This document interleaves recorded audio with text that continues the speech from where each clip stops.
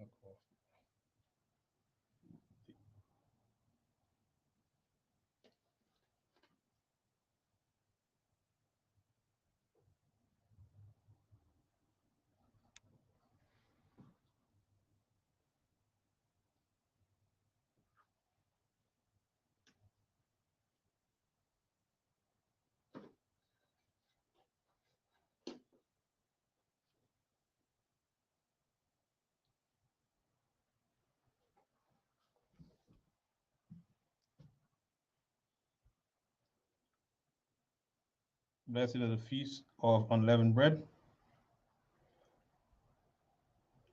Barakatah Yahweh. Barakatah Yahweh. Hashem Yahushai. Hashem Yahushai. Ashura. Ashura. Nathanawa. Nathanawa. Hata Hakag. Hakad. Matazawaf. Matazawaf. Bashalawam. Bashalawam. The water. The water. Amen. Amen. English translation. Blessed are you, Yahweh, in the name of Yahushai, that give to us the feast of unleavened bread in peace. Thank you, so be it.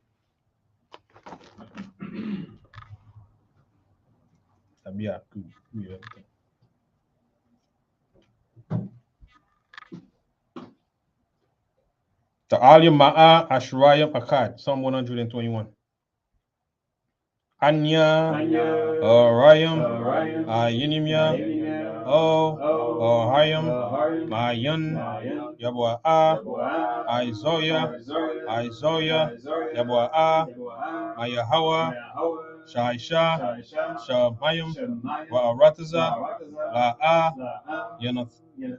Jonathan, Lamawat, Wagalia, Yala'a, Yanawam, Shashomaka, Kana, La'a, Yanawam, Wala'a, Yayishan, Shashoma, Yasharala, Yahawa, Shemaya, Yahawa, Dazalia, Ayal, Yad, and Yamyad, Yawmam, Ashamash, La'a, Alkhaya, Rayurat, La'a, Balayala, Yahawa, Yashamaya, Makal, Rai, Yashamar, Napasha, Yahawa, Yashamar, Baulakia, Bawaya, Maitha, Wa'ai, Aiwulam, Bahasham, Yahawasha, the water, Aman. Psalms 121, the Song of Degrees. I will lift up mine eyes into the hills, from whence cometh my help. My help cometh from the Lord, which made heaven and earth.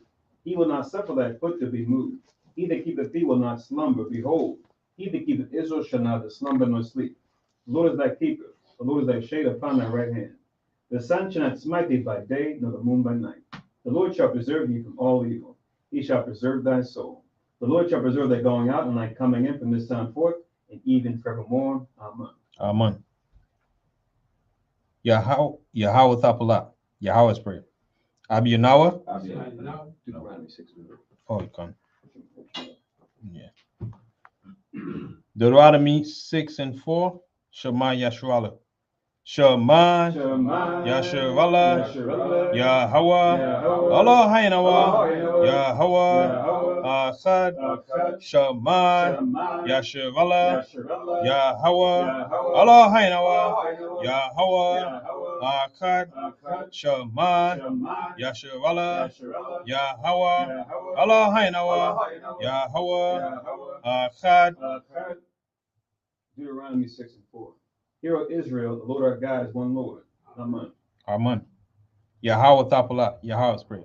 Abiyanawa, Abiyanawa, Shabbat Shemayim, Shabbat Shemayim, Kodash, Kodash, Haya, Haya, Shamka, Shamka, Yahawa, Yahweh, Malakovka, Malakwaka, Taba'a, Taba'a, Ratazawanka, Tazawanka, Haya, Haya, Aisha, Aisha, Ba'arataza, Barataza, Ka, Ka, Bashemayim, Bashemayim, Ratananawa, Ratananawa, Lechum, Lacham, Yawam, Yawam, Za, Za, Wasalaknawa, Wasalaknawa, Ka Wafnawa, Kabawafnawa, Kasalaknawa, Kasalaknawa, Ka Wafyanawa, Kabawafyanawa, Wala'a, Wala'a, Abiyanawa, Abiyanawa, O, Nasaiwan, Nasaiwan, Abo, Abo, Aushainawa, Shanawa, Marai, Marai, Khaya, Kaya, Laka, Laka, Amalakwa, Amalakwa, Wa'ala, Wa'ala, Wataparat, Wataparat, Laiwalam. Wa'alam. Amen. Amen. Matthew 6 and 9. After this manner, therefore, pray ye. Our Father which art in heaven, hallowed be thy name. Thy kingdom come, thy will be done on earth as it is in heaven. Give us this day our daily bread, and forgive us our debts as we forgive our debtors. And lead us not into temptation, but deliver us from evil. For thine is the kingdom, and the power, and the glory forever. Amen. Amen. Hashira Matazawat, the Ten Commandments. La'a, La'ah, Yahaya, Yahaya, Laka, Laka, Alahayim, Alahayim, Alkaryim, Alakaryim, Alpanya, Alpanya, La'a, La'ah, Taisha, Taisha, Laka, Laka, Toso, Paso, Wala'a, Wala'ah, Taibudam, Taibadam, La'a, La'ah, Talakwaka, Talakwaka, Shamwa, Shamwa, Yahawa, Yahweh, Lahaika, Alahaika, Lashua, Lashua, Zakar, Zakar, Af, Ak, Ayuwam, Ayuwam, Ashabaf, Ashabah, Lakodashwa, Lakodashwa, Chabad, Kabad, Abiyaka, Abiyaka, Wa'amaka, Wa'amaka, La'a, La'ah, Tuatazak, Turatazak, La'a, La'ah, Tana'ap, Tana'ah, La'a, La'ah, Taganab, Taganah, La'a, La'ah, Taina, Tainah, Shakur, Shakur, La'a, La'ah, Takamad, Takamad, Ko, Ko, Ashura, Asherah, La'aika, La'aika, Amen. Amen. Deuteronomy 5 and 7. Thou shalt have none other gods before me. Thou shalt not make any graven image, or any likeness of anything that is in heaven above, or that is in the earth beneath, or that is in the waters beneath the earth. Thou shalt not bow thyself unto them, nor serve them. For I, the Lord thy God, am a jealous God, visiting the iniquity of the fathers upon the children unto the third and fourth generation of them that hate me, and showing mercy unto thousands of them that love me and keep my commandments. Thou shalt not take the name of the Lord thy God in vain. For the Lord will not hold him guiltless that taketh his name in vain. Keep the Sabbath day to sanctify, as the Lord thy God hath commanded thee. 6 days thou shalt labor and do all thy work, but the seventh day is the Sabbath of the Lord thy God. In it thou shalt not do any work. Thou, nor thy son, nor thy daughter, nor thy manservant, nor thy maidservant, nor thine ox, nor thine ass, nor any of thy cattle, nor thy stranger that is within thy gates, that thy manservant and thy maidservant may rest as well as thou. And remember that thou wast a servant in the land of Egypt, and that the Lord thy God brought thee out thence through a mighty hand and by a stretched out arm. Therefore the Lord thy God commanded thee to keep the Sabbath day. Honor thy father and thy mother, as the Lord thy God hath commanded thee, that thy days may be prolonged, and that it may go well with thee in the land which the Lord thy God giveth thee. Thou shalt not kill, neither shalt thou commit adultery, neither shalt thou steal, neither shalt thou bear false witness against thy neighbor, neither shalt thou desire thy neighbor's wife, neither shalt thou covet thy neighbor's house, his field, or his manservant, or his maidservant, his ox, or his ass, or anything that is thy neighbor's. Amen. Amen. Yeshua, please be seated.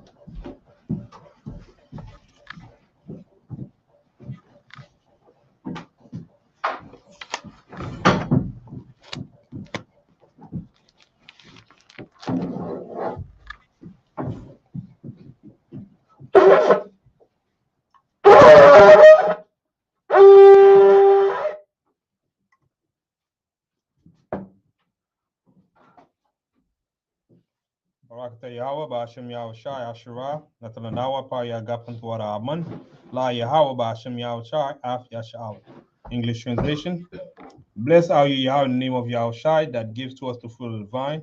Thank you, so be it, to Yahweh in the name of Yahweh Shai with Israel.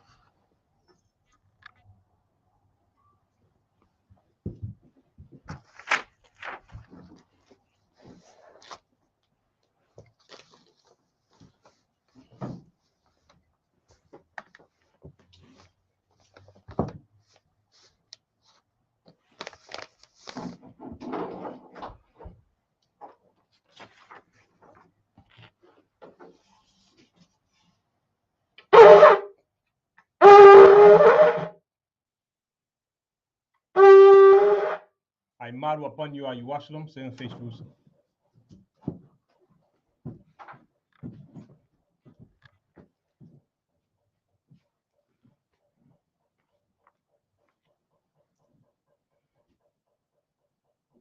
Barakatah Yahweh, Hagadol, Rakaram, Abiyah, Manawa'ah, Aliwan, Malak, Sho, Shemayim, Barataza, Wakol, the Bayam, Kayayum, Wagum, Amashiach, Mayahawa, Adawanawa, Ahabnawa, Hapalah, Yahaitaza, Yahawashi, Zakarnawa, Yahawa, Batazawan, Aimka, Yasha'ala, Aizonawa, Bana, Wasap, Yasha'ala, O, Nanawa, Yamyun, Aitha, Kaiwamyam, Makodam, Barukushai, Shalak, Aroka,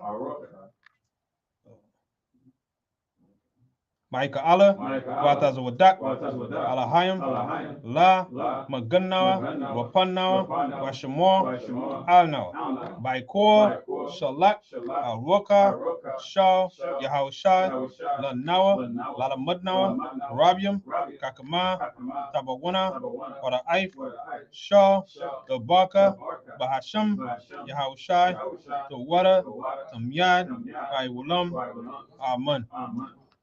English translation: Blessed are you, Yahweh, the great, merciful, mighty, terrible, most high power, King of heaven and earth and all things living, and also the anointed from Yahweh, our Lord, our friend, the wonderful counselor, Yahweh Shai. Remember us, Yahweh, favorably your people Israel. Help us build and gather Israel, Most High, we beg you right now like the days of old. Please send Michael and the righteous powers to protect us, heal us, and watch over us. And mainly send the spirit of Yahushai to us to teach us much wisdom, knowledge, and understanding of thy word. In the name of Yahushai, always and forever. Thank you, so be it.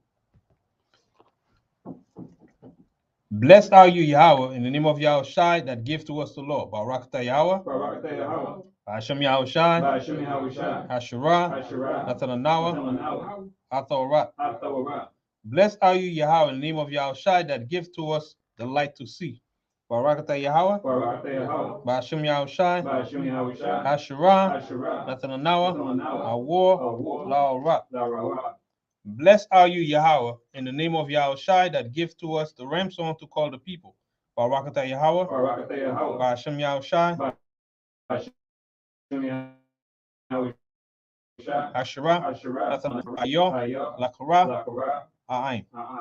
Yeshua, please be seated.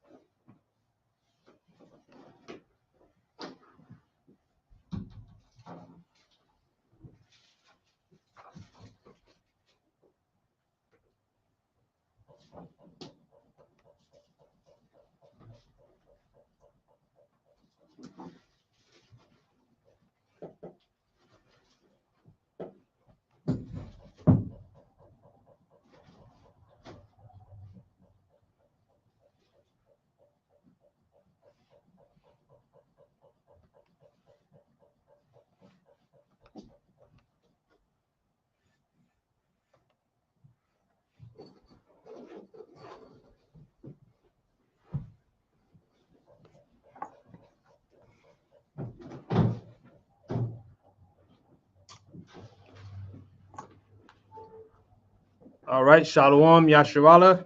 Shalom. Ashar Kag Matazuwaf. Happy Feast of Unleavened Bread. To all of you in the school here, those watching on the internet, wherever you may be, welcome to the closing feast. All right. I hope we had a great week and we enjoy it. And we ate, the unleavened bread. Barakatah Yahweh by Hashem Yahweh Shai. All praises to the Most High by Hashem Yahweh Shai. So today we in the closing, and we're gonna touch on Wisdom of Solomon, chapter 16 and 19. So since we have quite a bit to cover, we're gonna make sure we do it swiftly.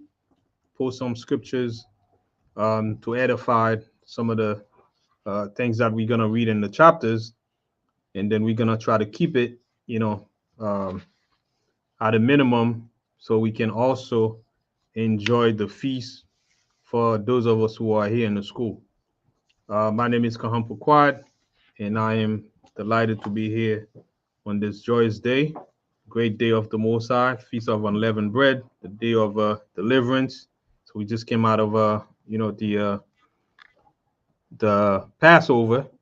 So I hope every one of you watching for the first time, if you were able to participate or see what was done, and maybe next year you'll get up to speed and become more familiar with the feast. But it's just a tryout, right? So with that being said, we're gonna jump into Wisdom of Solomon, the 16th chapter, to find out what the feast is about and why are we keeping the feast year in and year out in the land of captivity, which is spiritual Babylon and spiritual Sodom. Everything combined, we see all the wickedness that happened in the past in various kingdoms that we were captive under, and we saw the same being repeated here in the land of North in America, in this land of captivity. How the Most High prophesied that it was going to happen in Deuteronomy the 28th chapter. So it's pretty much a gumbo of everything that we've been going through before in those captivities. So we see everything combined here in the land of North, which is the beast, right? Which rise out of the Roman Empire, the dragon. All right. So here in the land of North, we in captivity, and the Most High told us that to always remember this feast when we in the land of our captivity, to remember this feast in Exodus, the 12th chapter, right? That we went to during the Passover. So now to bring more understanding and more illustration and more details, we're gonna touch on 16th chapter all the way to 19th chapter in the book of Wisdom of Solomon, which is the Apocrypha. All right, the Apocrypha, Wisdom of Solomon.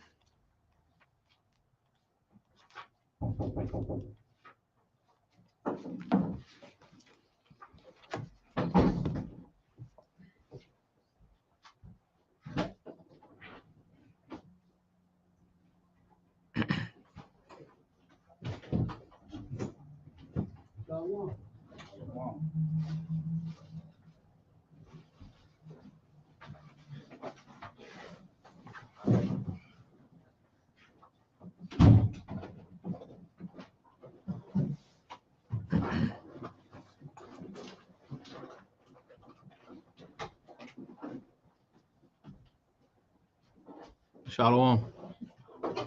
Shalom.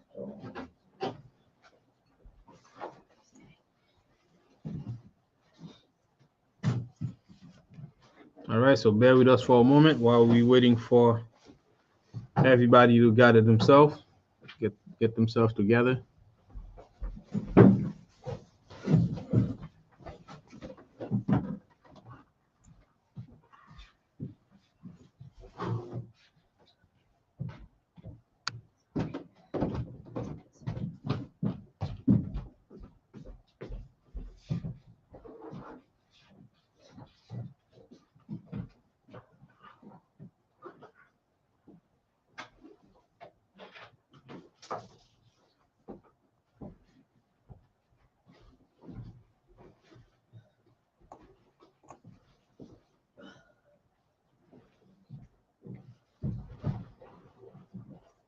All right, so we're in the book of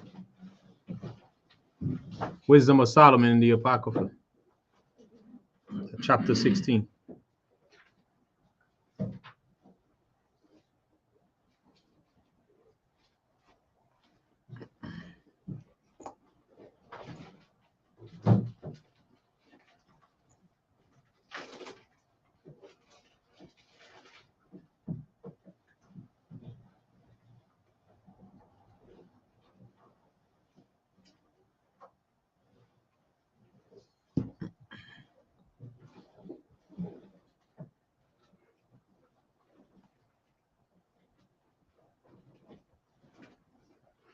All right, so let's get going.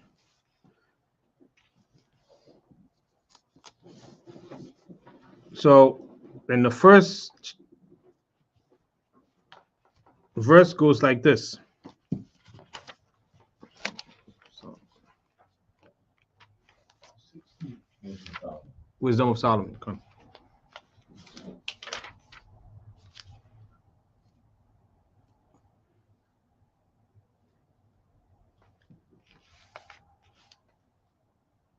So we're gonna go to the punishment that the Most High made happen to the Egyptians, right, while we were in captivity and under the Egyptians. So it reads, therefore, by the like were they punished worthily, and by the multitude of beasts tormented. So the Most High were right in the judgment that he executed against the Egyptian, the punishment that he executed against the Egyptian.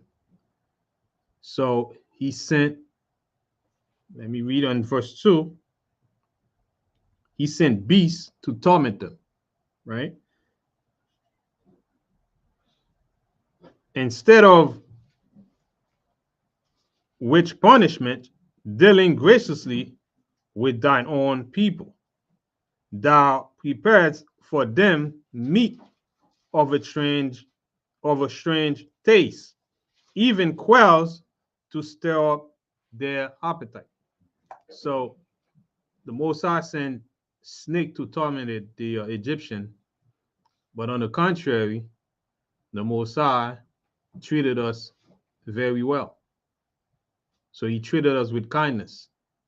So much so, he treated us with delicacies, right? Which is quail. So he gave us quail to enjoy, right? To delight in the taste of, delicacies. At the same time, the Egyptian were going through, atrocities, right? And it says in verse 3, to the end that they desire food, mind for the ugly sight of the beast sent among them, loved even that which they must need desire, but these suffering, penuring for a short space, might be made partakers of a strange taste. So pretty much what we should gather here, while we had delicacies, our taste bud was very pleasant to us. To the contrary, the Egyptians, even when they were hungry, right, they will feel sick and not being able to eat. So they lost their appetite. Imagine you hungry, you want to feed yourself, to satisfy your hunger, and you had no appetite to eat because they would not, listen when the Most High told them to let us go, right? By the message he sent through Moses, right?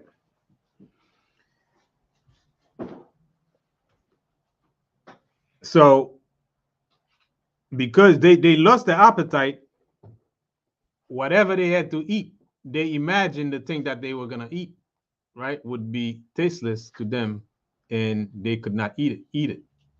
So as they were hungry, they could not even eat because they had no appetite.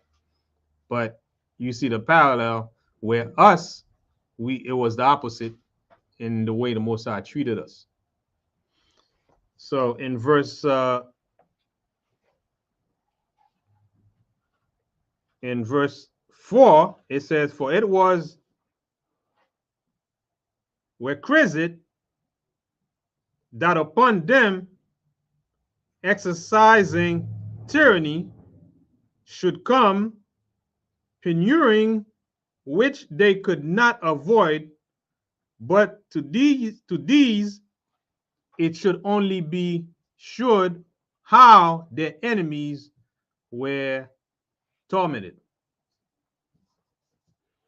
So in this way, us who were oppressed around the same time, right? We could watch them, right, in the cruelty that was being executed by the Most High. So now we were actually watching our oppressor, right, being punished. And in verse 5, Everybody know that word penury? That word penury means? penurying. You want to let's look it up. The word penurying.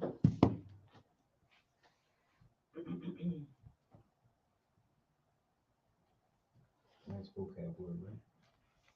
Gone. Anybody can look it up, so we can be edified on the words, since it's not always clear cut, the words that we read. So it's always good to look them up if we don't understand them, so that we can get the proper understanding of what we're reading. So penurying, anybody has it?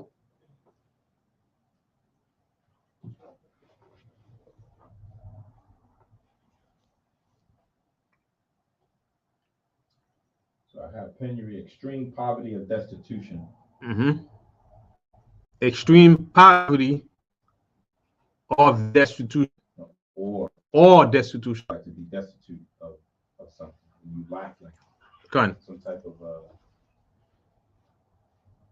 commodities, nourishment, food, sustenance. So that's pretty much putting things in context. They were lacking, right? Not only they were lacking appetite, right? They were lacking, the courage. Their mind were tormented, and they could not contain themselves, right, in the midst of the affliction that the Most High had put on them.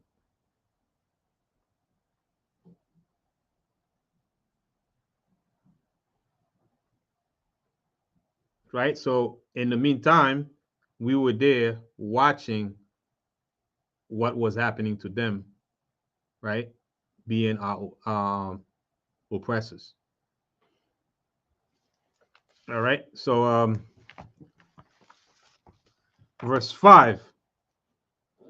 For when the horrible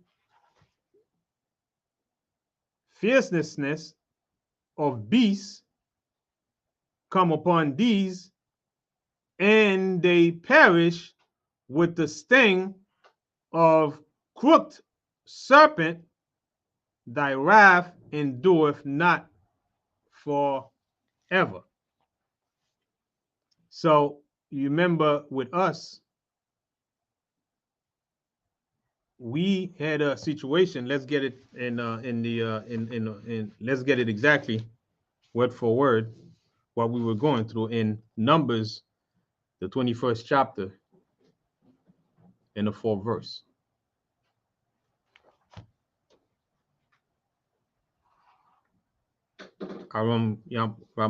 You can read it once you have it. It's Numbers chapter 21, verse 4 to 9.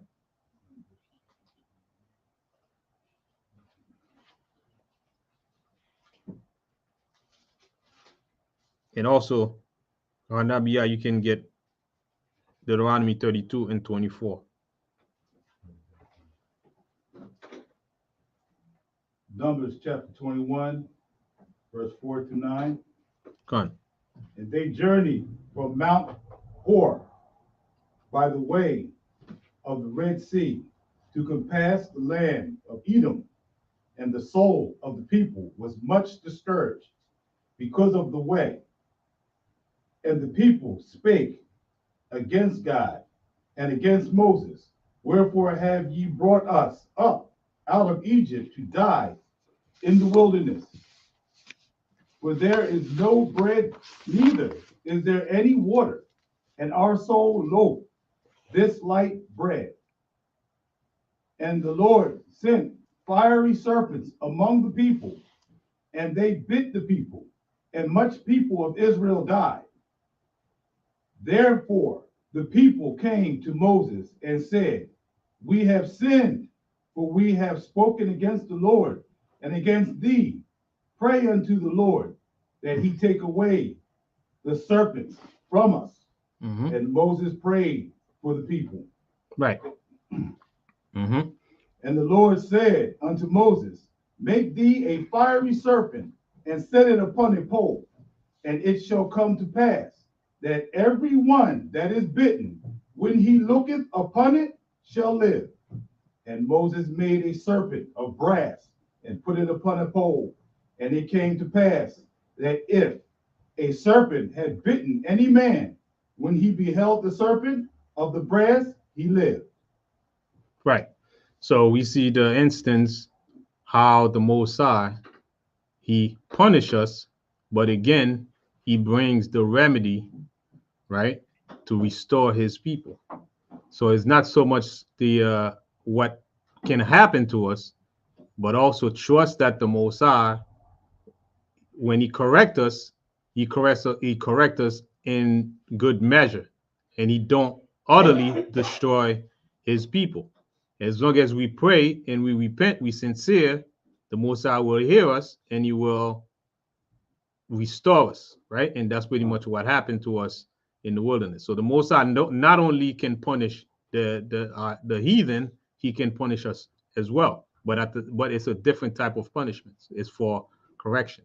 But right here with the Egyptian, the Most High made sure that he punished them with that same sore serpent or the poisonous snake. Also, Nabiyah, you could read that once you get it in Deuteronomy, the 32nd chapter, in the 24th verse. This is Deuteronomy 32 and verse 24. It reads, they shall be burnt with hunger and devoured with burning heat and with bitter destruction. I will also send the teeth of beasts upon them with the poison of serpents of the dust. Gun. All right, so the Most High can, have a venom, a beast that can kill you, right? He can use that beast, and at the same time, it's a poisonous snake. The Most High has the antidote as well, right, to restore us. So meaning that he controls, right? He controls sickness, and he can bring sickness, and he can take away sickness in a heartbeat, right? Because he created all these things, right? So let's move on in verse 6. Because in verse 6 it reads, but they were troubled for a small season. So we were trouble for a small season, that they might be admonished, right? Having a sign of salvation, to put them in remembrance of the commandments of the law. So this is why the Most High punish us. It's like a son punish his, it's like a father punish his son. So the Most High dealt with us as father and sons, right? In verse 7, for he that turned himself toward it was not saved by the things that he saw, but by thee that are the Savior of all.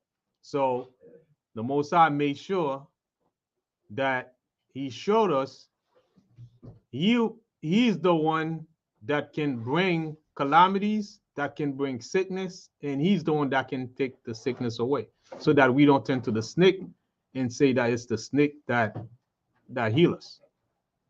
Right? So the Most High want to make sure that we always go right back to him rather than a creature, as opposed to the Egyptians who practice Egyptian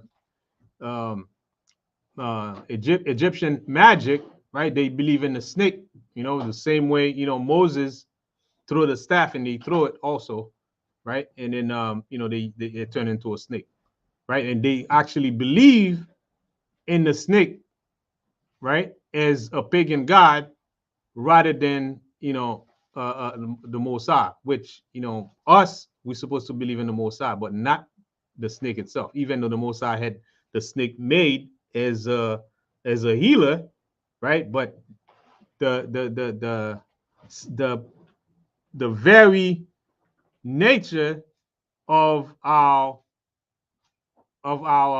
remedy depends on the Most High, right? But not the snake itself, right? That's what the Most High wanted to get from that lesson, to bring us back to the commandments, to keep his law, statutes, and commandments. So everything the Most High does when he punishes us has one purpose, is to get back to his law, statutes, and commandments. Right? And that was verse 7 that we read, right? Go on.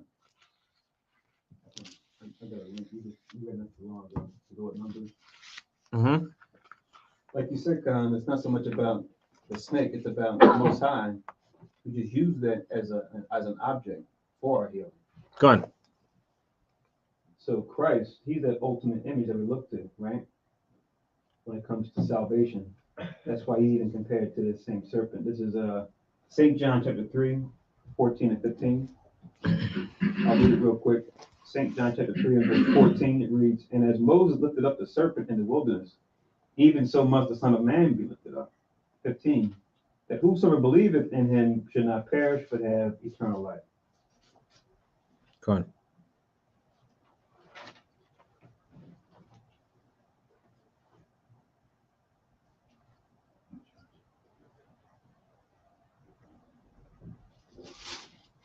All right, so let's move on. In verse 8, and it reads,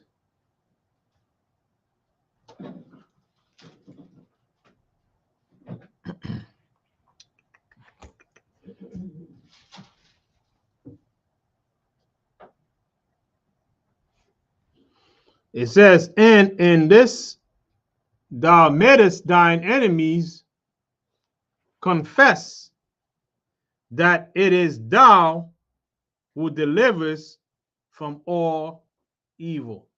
Even our enemies confess that it is the Most High that delivers from all evils. Right? In verse 9, "For them the bitings of grasshoppers and flies killed, neither was there found any remedy for their life, for they were worthy to be punished by such. But thy sons, not the very teeth of venomous dragons, overcame.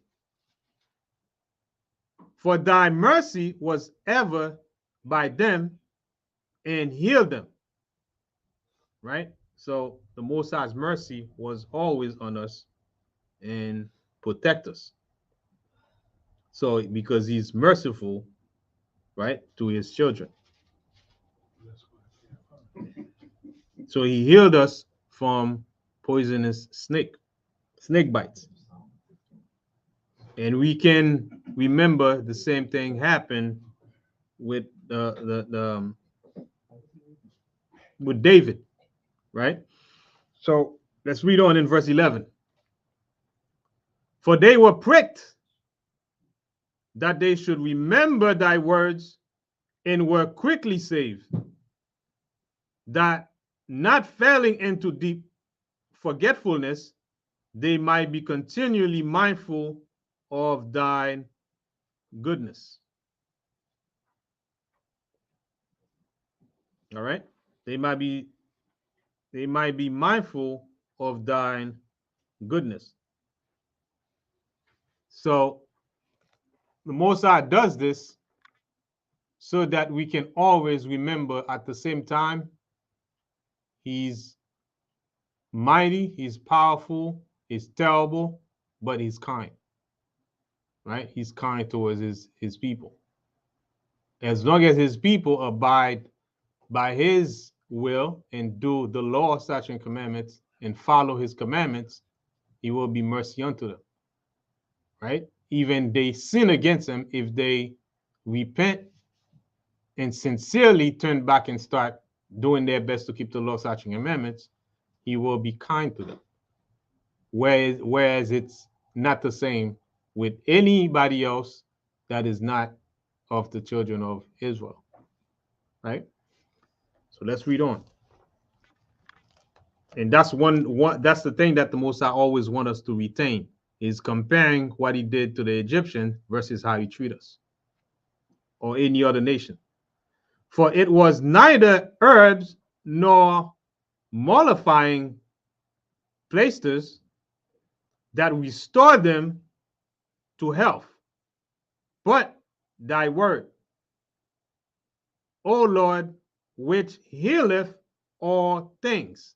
So he healeth all things. No matter what the sickness is, the Most High can heal it. Right? The Most High can heal it because he has control over all things. Right? So let's get one scripture on that. Let's go to Exodus, the 15th chapter and the 26th verse. Ryan Ramaha, you can read that once you have it, Babu Kusha. It's Exodus. Chapter 15 and verse 26.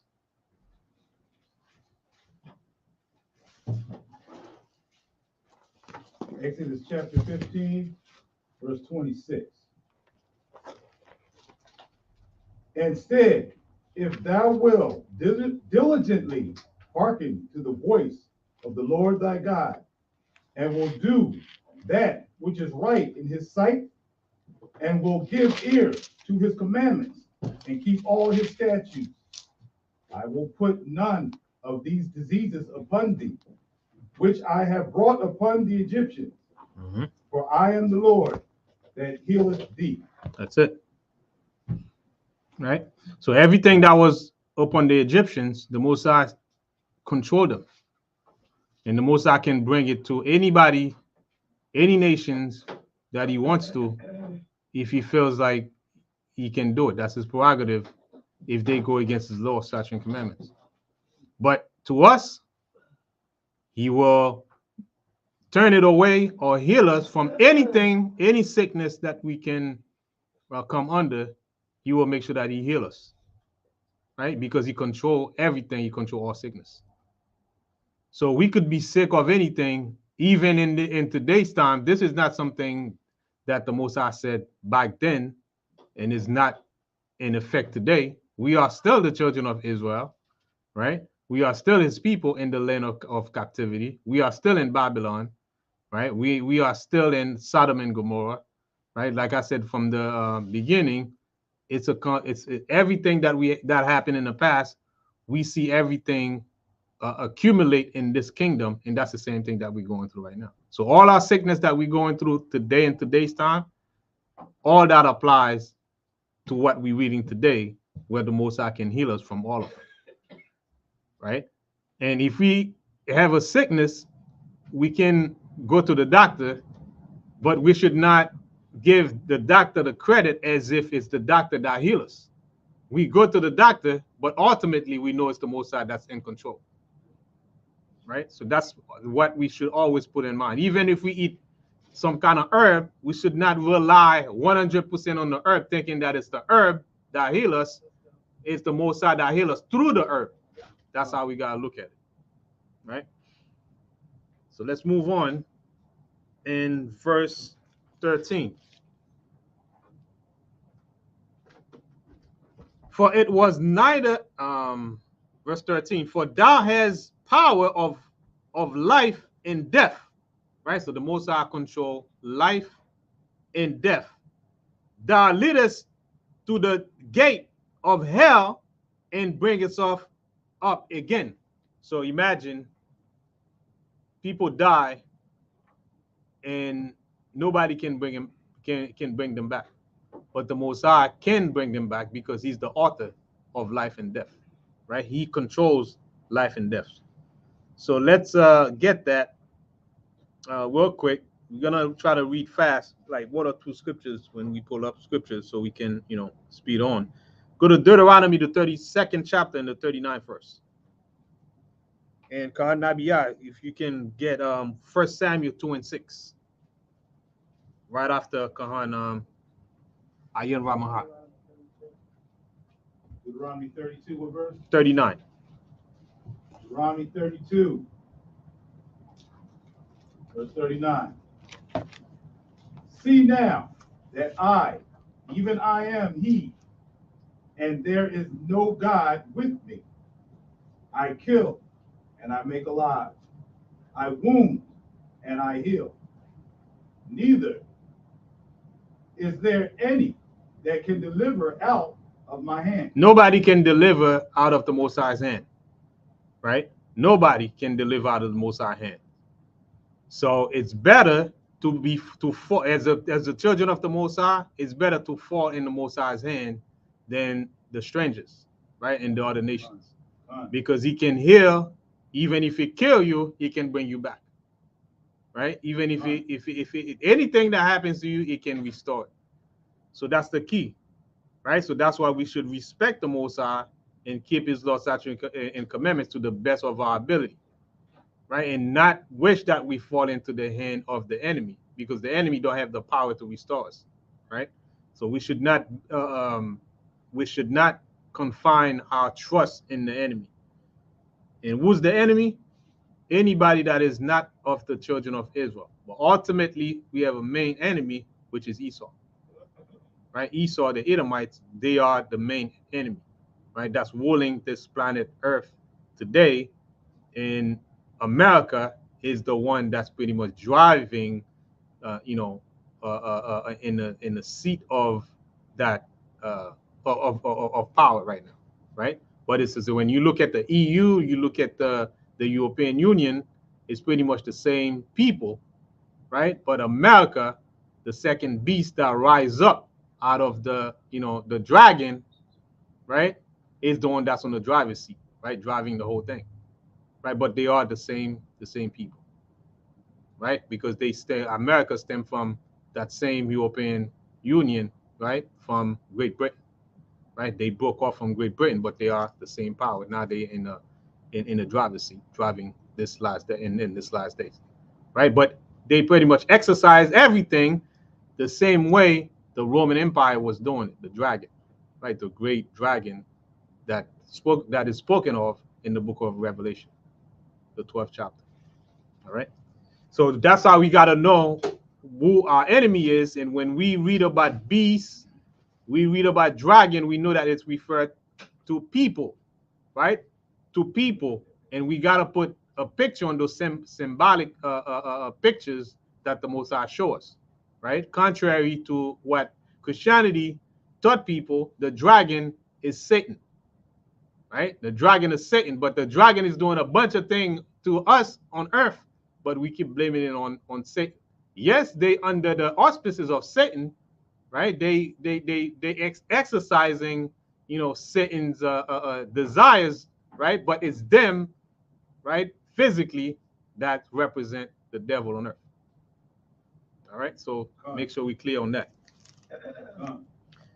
So let's keep moving on in verse 14.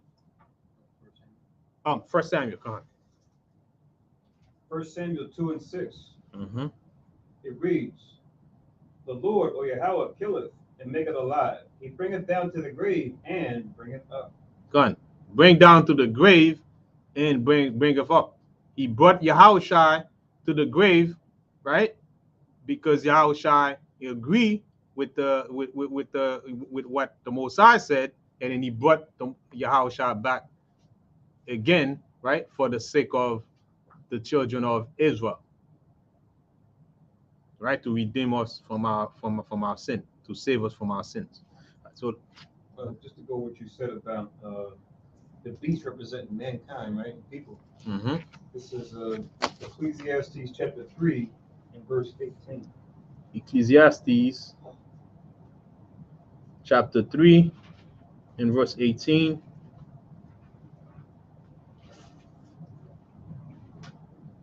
Ecclesiastes 3 and 18, it reads, I said in my heart concerning the estate of the sons of men, that God might manifest them, and that they might see that they themselves are beasts.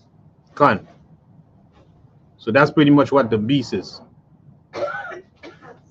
So if you understand these dynamics, you will understand geopolitics and everything that's taking place right now, how chips are being moved, and how the Most High reveal his secrets to his saints.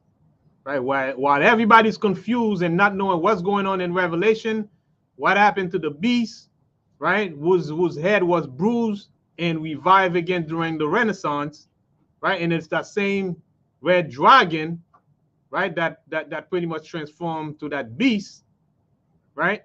You would not understand geopolitics. So everything taking place right now is already prophesied by the Most High, and he revealed us those secrets, the secrets to his saints.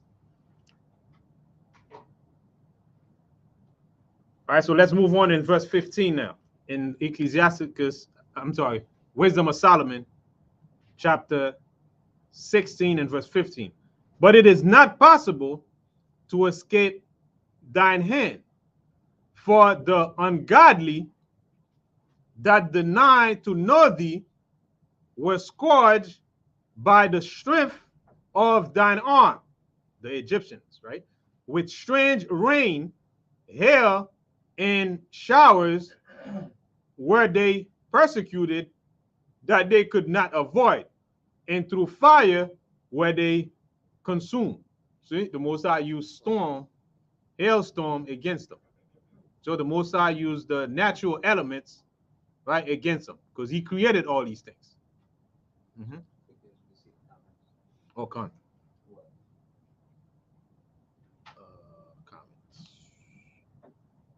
All right. So he sent hailstorm against them, and they could not prevail.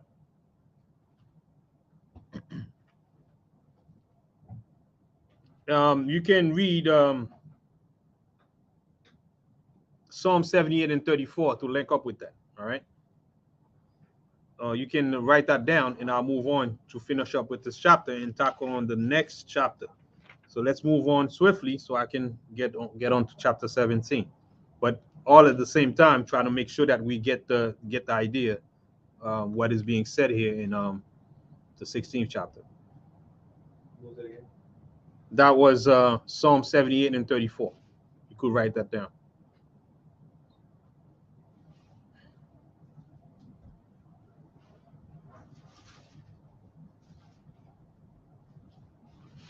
So verse 16 now. For the ungodly that deny to know thee were scourged by the strength of thine arm. With strange rain, hail, and showers were they persecuted, that they could not avoid, and through fire were they consumed. Verse 17. For which is most to be wondered at, the fire had more force in the water that quench all things, for the world fighteth for the righteous. Now imagine firefighters use water to quench fire. However, in this situation, the water could not quench the fire.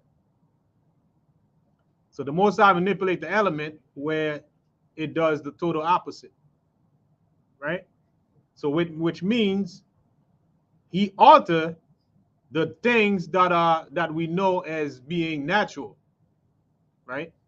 He made sure that he showed us that his power, that he can do these things.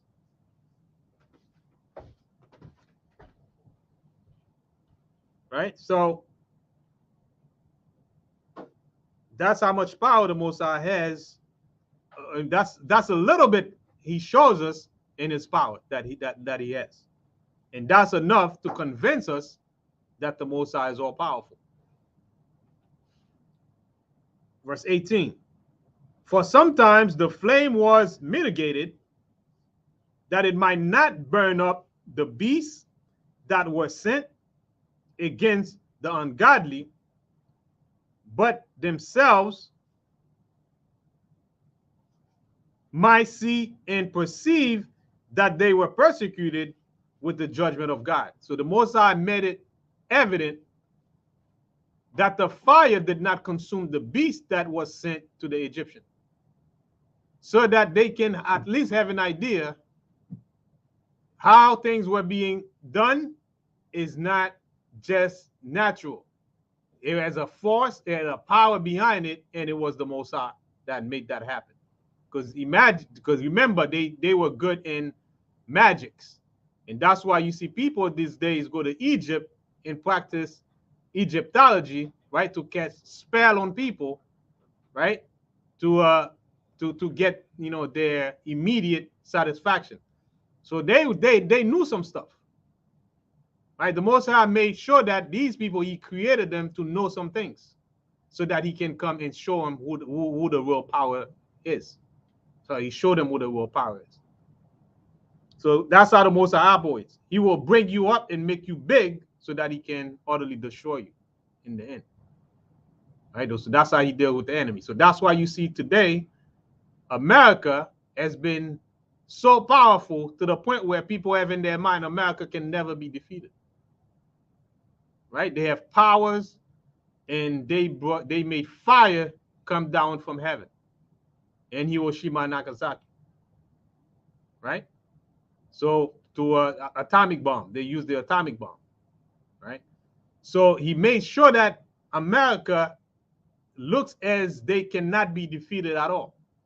And then he's gonna come down at last and show you what the real power is. So that's the kind of power he gave them. That's why I say he gave them. They have great powers and great wonders. They do great wonders, and they speak big.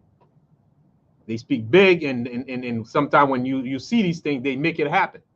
So that if you don't have the fear of the Most High, you're gonna have the fear of them. And that's pretty much what, you know, the Most High does. Right? The Most High always go after kings.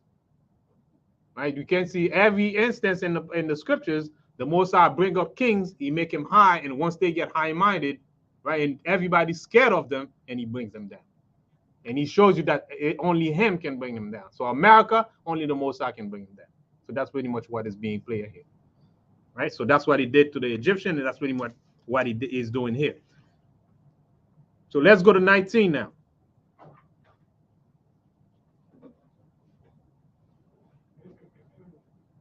Verse 19. And at another time, it burneth even in the midst of the waters, above the power of fire. So you see fire burnt in the midst of water. You see the water, you see the fire. And then the fire is not quenched by the water. Just imagine that. Even in this day's time, you haven't seen that before. We haven't seen that. Us, in this day and age, we haven't seen that before. As a matter of fact, that's how the firefighters, they fight fire with water. But they got to make sure they have water. That's how they quench fire. But in this instance, the fire was there, the water was there, and the water was not able to consume the fire or to quench the fire. One time you see something that resembles that, looks like that, but it's not actually that. It's like when they have oil spills out off the coast or wherever, when they're digging for oil. They say, oh, look at that. You got the fire on, the water looks like it's on fire, but it's actually oil burning. Right, so the Most High was doing an exhibition.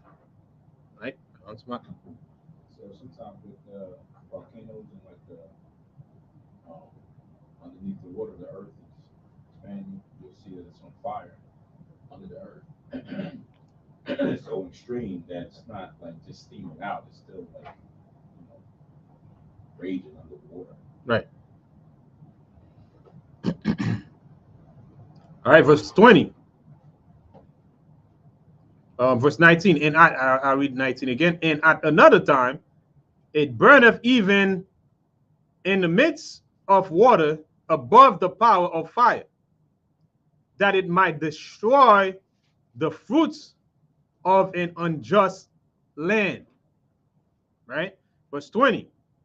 Instead whereof thou feedest thine own people with angel food. Right? Angel food. That's the manna that is being referred to here. Angel food. And you can read that in Exodus, the 16th chapter, in the 4th verse. Right? You could write that down. In Numbers 11 and 8.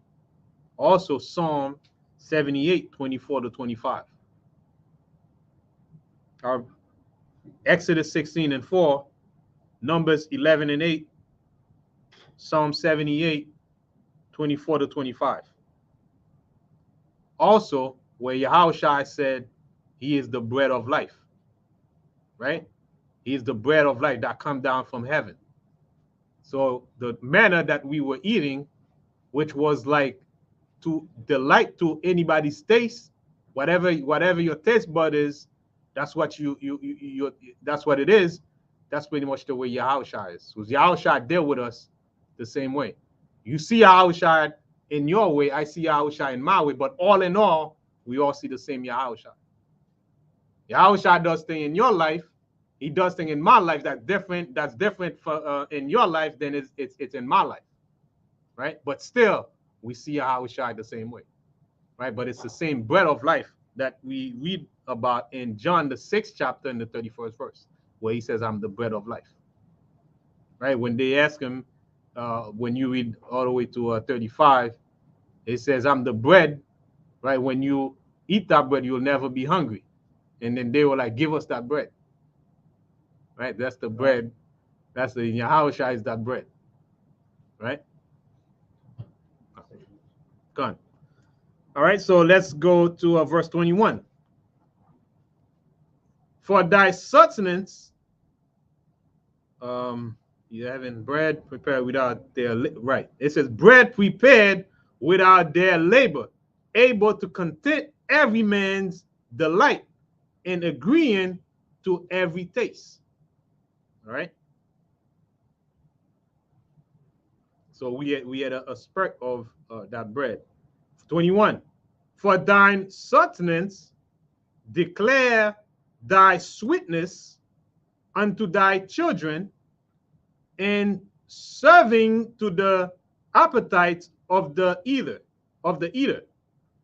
tempered itself to every man's liking. Right? So that's pretty much what we just said here. It delight to everybody's liking when you eat that manna.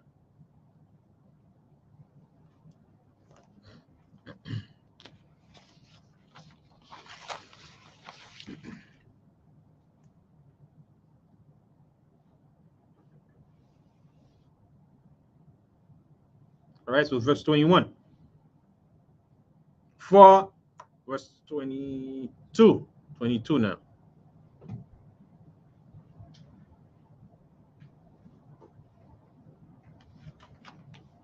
And it reads, but now in ice endureth the fire, gun. But snow and ice endured the fire and melted not, that they might know that fire burneth in the hail, and sparkling in the rain did destroy the fruit of the enemy. All right, if you can get a picture of this. So we talking about right here, it says, let me read it again up top. But snow and ice endured the fire and melted not, that they might know that fire burning in the hail and sparkling in the rain did destroy the fruit of the enemies. Anybody get the picture? What was happening here? Get the picture? What's the picture? All right, so I'll tell you what the picture is. All right, anybody else wanna Kahanabia? Another miracle. Just like fire can't burn in water, how can hail and fire come down together? All right. But he used the power of God who manipulated the elements. Right. Khan. Wow.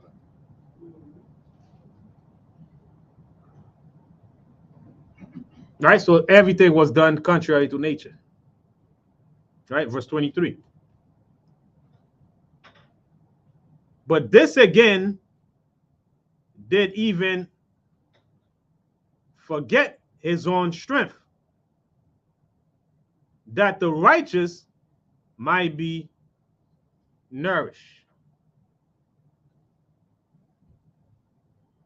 So while the Egyptians' crops were destroyed, but our crops were preserved. So the fire did not extend, outside of, in our borders. Wherever we had planted crops, it burned the Egyptian crops, but ours was stood intact.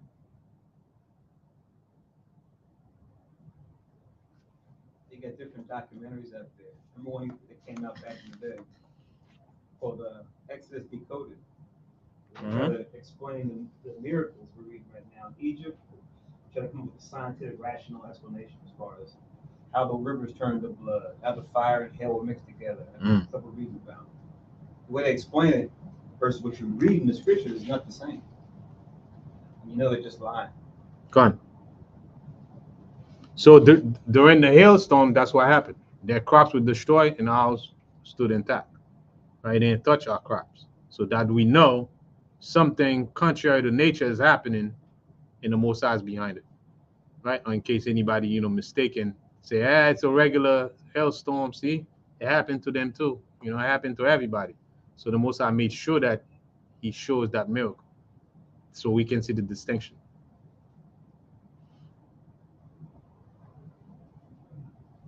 You can write down also on that Wisdome of Solomon, chapter 19 and 21, which we're gonna, touch on. When we get on it, you'll remember. All right. So let's go to verse 25 now. Therefore, even then was it altered into all fashion.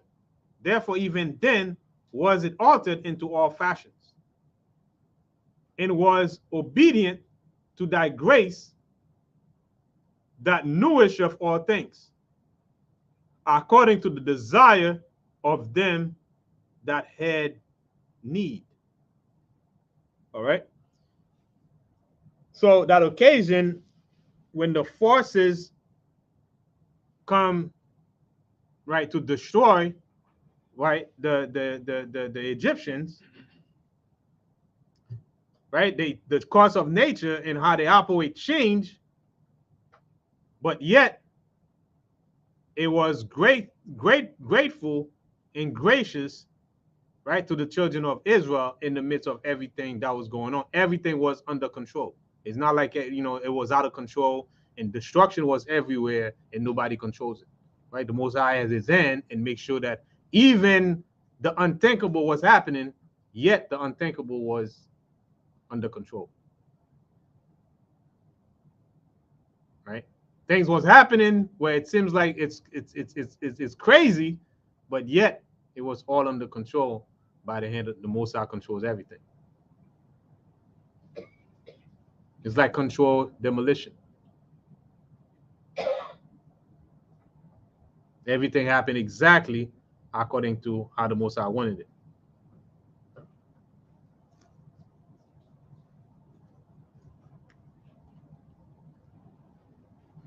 Verse 26. That thy children, O Lord, whom thou lovest, might know that it is not the growing of fruits that nourisheth man, but that it is thy word which preserveth them that put their trust in thee. Yet we eat food, yet the body, right, depends on natural food, but don't get it twisted. It is all the Most High. It's not the food itself. It is all the Most High. But that is what is being reiterated here, right, in verse 26. So the children of Israel, whom thou lovest, might know that it is not the growing of fruits that nourisheth men, but that is thy word, which preserveth them that put their trust in thee. So it's the Most High, those who put their trust in the Most High, that's what pretty much preserves us. Deuteronomy 8 and 3.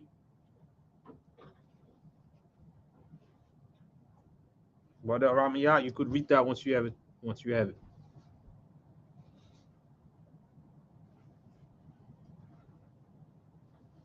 And Deuteronomy chapter 8, verse 3. and Kahan Gabar, you could get Matthew 4 and 4.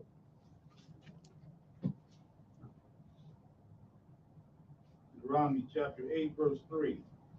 And he humbled thee, and suffered thee to hunger, and fed thee with manna, which thou knewest not, neither did thy fathers know, that he might make thee know that man doeth not live by bread alone, but by every word that proceedeth out of the mouth of the Lord doeth man live. Gun. All right. Gabar, Kawada. Matthew 4 and 4. But he answered and said, it is written, man shall not live by bread alone, but by every word that proceedeth out of the mouth of God. All right. So precept upon precept, line upon line, here a little, there a little, to further solidify what is being said here in Wisdom of Solomon 16 and 26. So let's go to 27 now.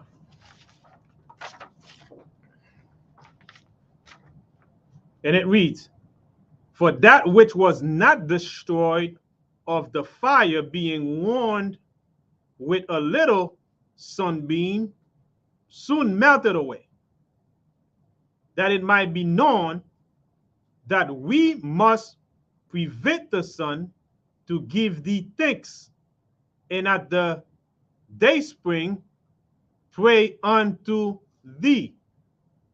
For the hopes of the unthankful shall melt away as the winter's hoarse frost, and shall run away as unprofitable waters.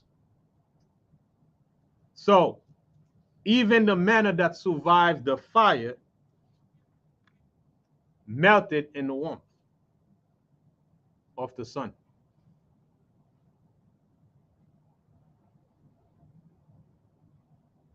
So you understand that what's happening right now, even the manna that survived the fire, right, melted in the warmth of the sun. Why? Verse 28 tells you, because it shows that we must rise before dawn to pray to the Most High and not the sun. For example, everything that you see happening today, from all pagan religion, they all pay homage and pray to the sun god. They personify it to their kings and deities, but it's all go back to the sun worship. Why? Because they wake up every day, they see the sun, they said, man, you know what? This must be where we get all our energy from. Because from the time men rise, they see the sun. So they believe the sun to be the God.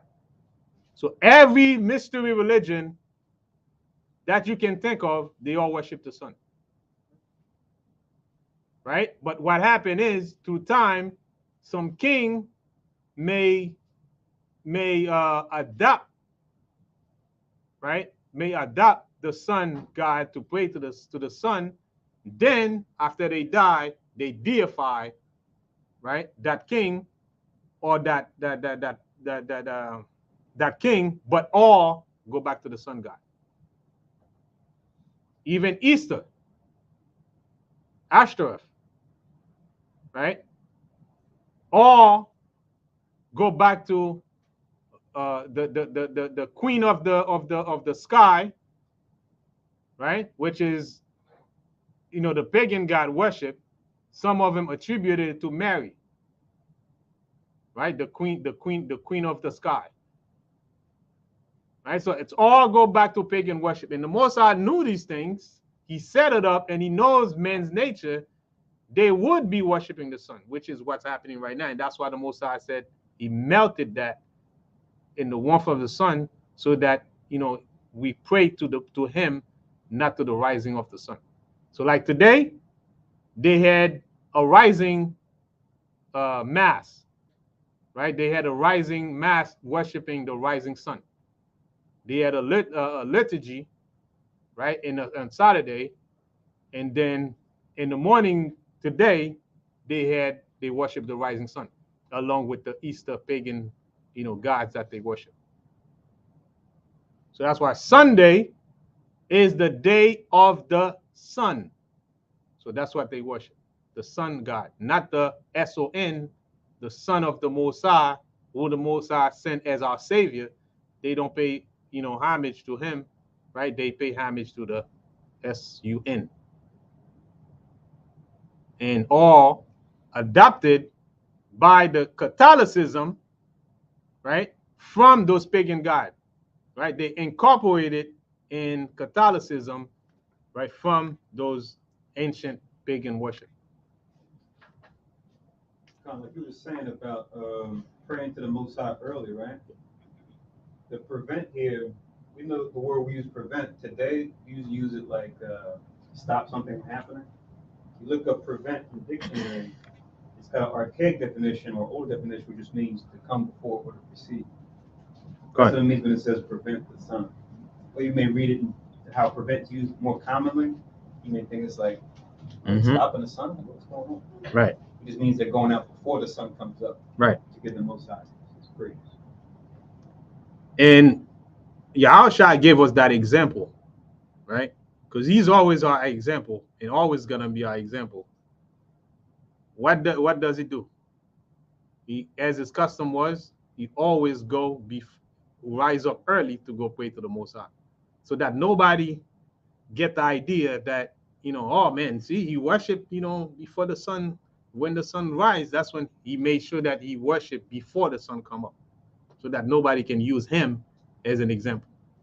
So you go and worship the Father, you know, early in the morning, he would rise up and go worship the Most High, right? That's so good. I can see Israel and the heathen do that.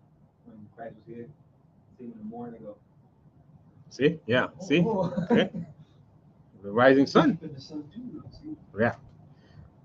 So Yahushua knowing all things, knowing all these things, so he made sure that he lead by example, so nobody can use him as a scapegoat. I just wanted to mention something from what you said, that how the Most High can, in one spot, show how he can cause harm to the enemy and how he can protect the chosen people. In Exodus 14:19, I wanted to read shortly in 20, just before the sea was parted. It mentions in 19, and the angel of God who went before the camp of Israel moved and went behind them. And the pillar of cloud went before them and stood behind them. Mm-hmm. And 20 says, so it came between the camp of the Egyptians and the camp of Israel. And it says, thus it was a cloud and darkness to the one, and he gave light by night to the other, Mm-hmm. so that the one did not come near the other all night long. So it shows also again here the power of the Most High. Go on. Sent an angel Go on. to the people, his chosen people, to protect them and shield them. And it's a cloud, which was the angel sent, a cloud that even, and you know, a cloud is very light, very easy to separate. But because this was the Most High that brought this cloud, when it was made up by the, through the angel, not even the Egyptians could pierce it. Right. And also, remember, it was Yahushua that went before us to protect us, right? In the cloud, in the chariots, right? So it was Yahushua. And also, if you read, that's why this is let's go to Isaiah the 60th chapter. In the Isaiah 60 in verse 1. Also the verse 16. Yeah, Exodus 14, right? 16? 14. Sis, that was Exodus 14, right? Yeah, I was reading Exodus because I thought that Yehoshua hadn't gotten there yet, because Exodus 14, 19 to 31, I was reading 14, 19. I was reading Exodus 14, 19, and then I read 20. That was just before Moses had stretched his hand over the sea that parted, caused dry land to take the people out of Egypt. Right. So when you were talking about how the fire was in the hail, and about how the fire was in the rain, and those are things that could only be created by Jehovah to attack Egypt, and to bring those suffering upon them and not upon the people of Israel. Right. And I was trying to relate this as to show when they were coming out of Egypt, how Jehovah was able to bring down the angel, and with just the cloud alone was able to give light to the people of Israel and cause darkness to the people of Egypt, which not even that cloud they could penetrate because the Most High intervened. Come on.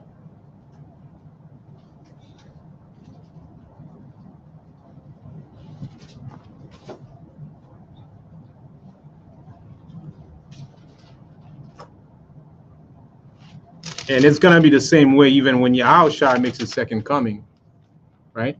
He's gonna come the same way as you saw it happen in Egypt in the cloud, right? You can read that in Revelation 1 and 7, right? So the same thing that you saw that happened in Egypt is the same thing, because remember, Yahushua was in the spirit realm before he came.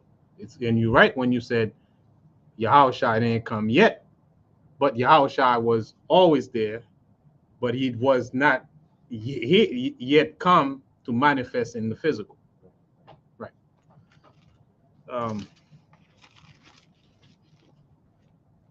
I said Isaiah 60 in verse 1, right? Let me see. It says here, Isaiah 60 and 1. And you can read that for me, Babu Kushad Kanabia.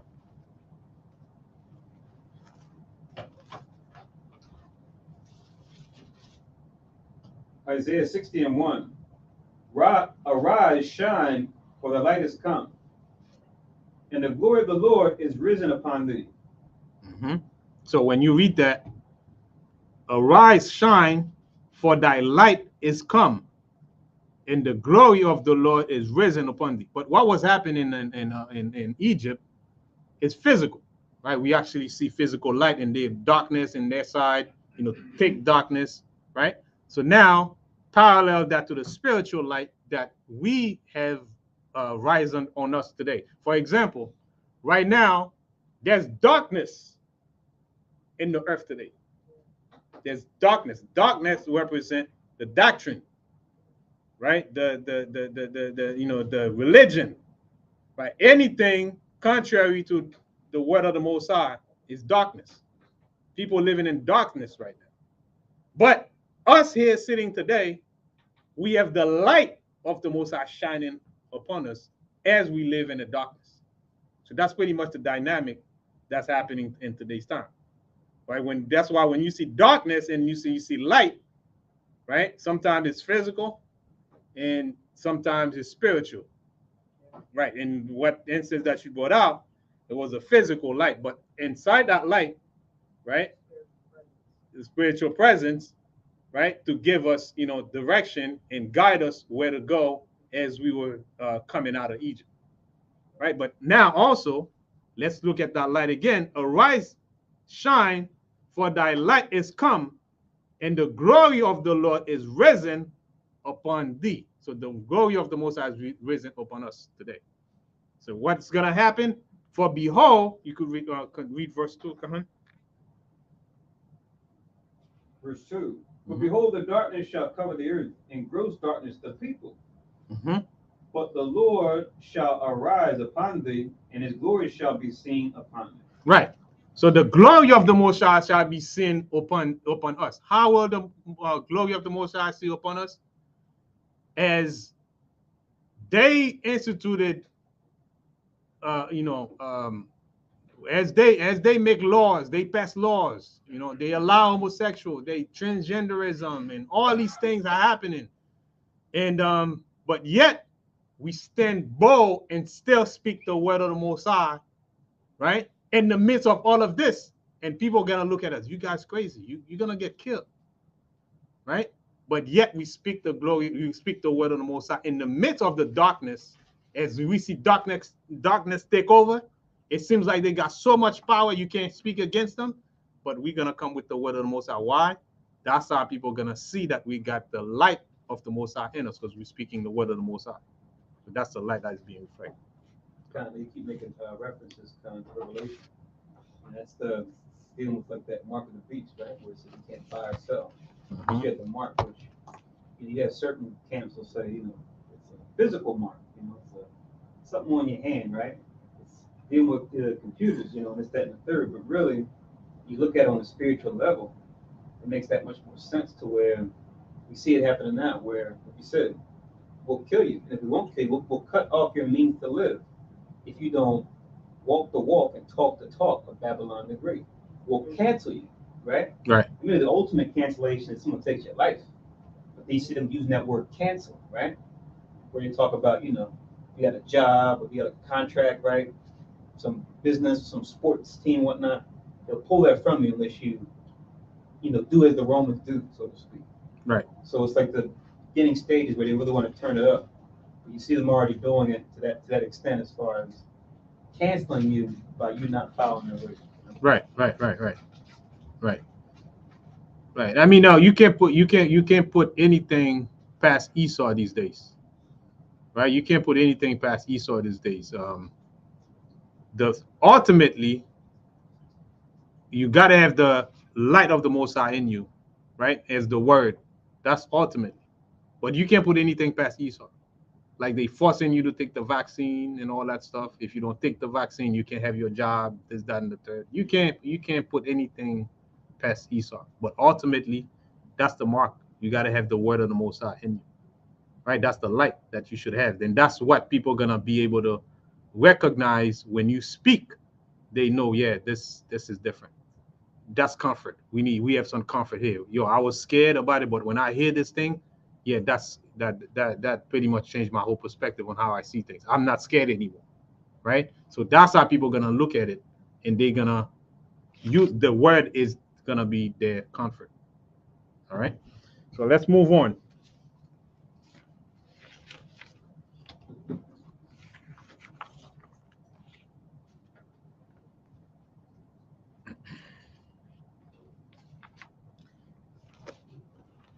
So let's move on in 17th chapter now. All right, so we good with that. That's the time, 10:36. All right, good timing. So let's jump into 17 swiftly. 17 is shorter than 16. So let's go to 17 now.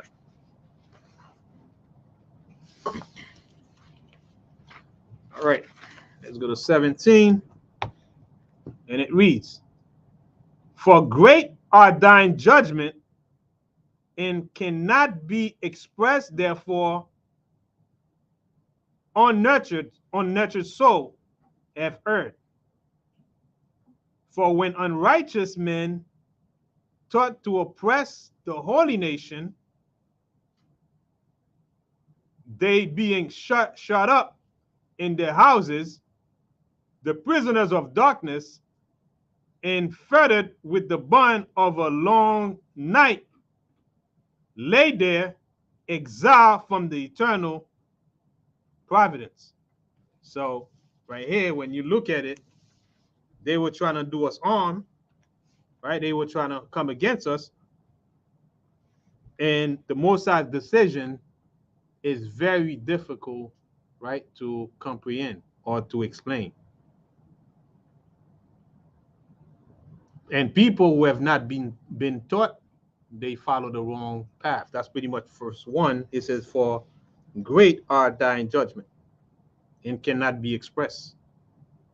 Right? The Most High, sometimes some things the Most High said, if you're not taught the nature or how the Most High operate, you don't read the scriptures to understand the characteristics of the Most High, how he moves, you would not understand his decision making and how he does things. So the only way we can find out about the Most High is through the Holy Bible. If you want to find out who the Most High is, how he is, we got to read the scriptures, right? Because that's pretty much the Most High, right? Through Yahushua, he put his word, in the Bible for us to understand how he moves. So it says, and those who don't commit themselves to study, to read about the word of the Most High, they're going to make mistake. Verse 2 again, "For when unrighteous men taught to oppress the holy nations, they being shut up in their houses, the prisoners of darkness, and fettered with the bonds of a long night, laid there, exiled from the eternal providence." So they taught to enslave us, and they did enslave us, but now they become prisoners in their own home, right? So the same thing that they did to us, the Most High did it, we paid them double, right? And they were prisoners in their own home. And they had darkness,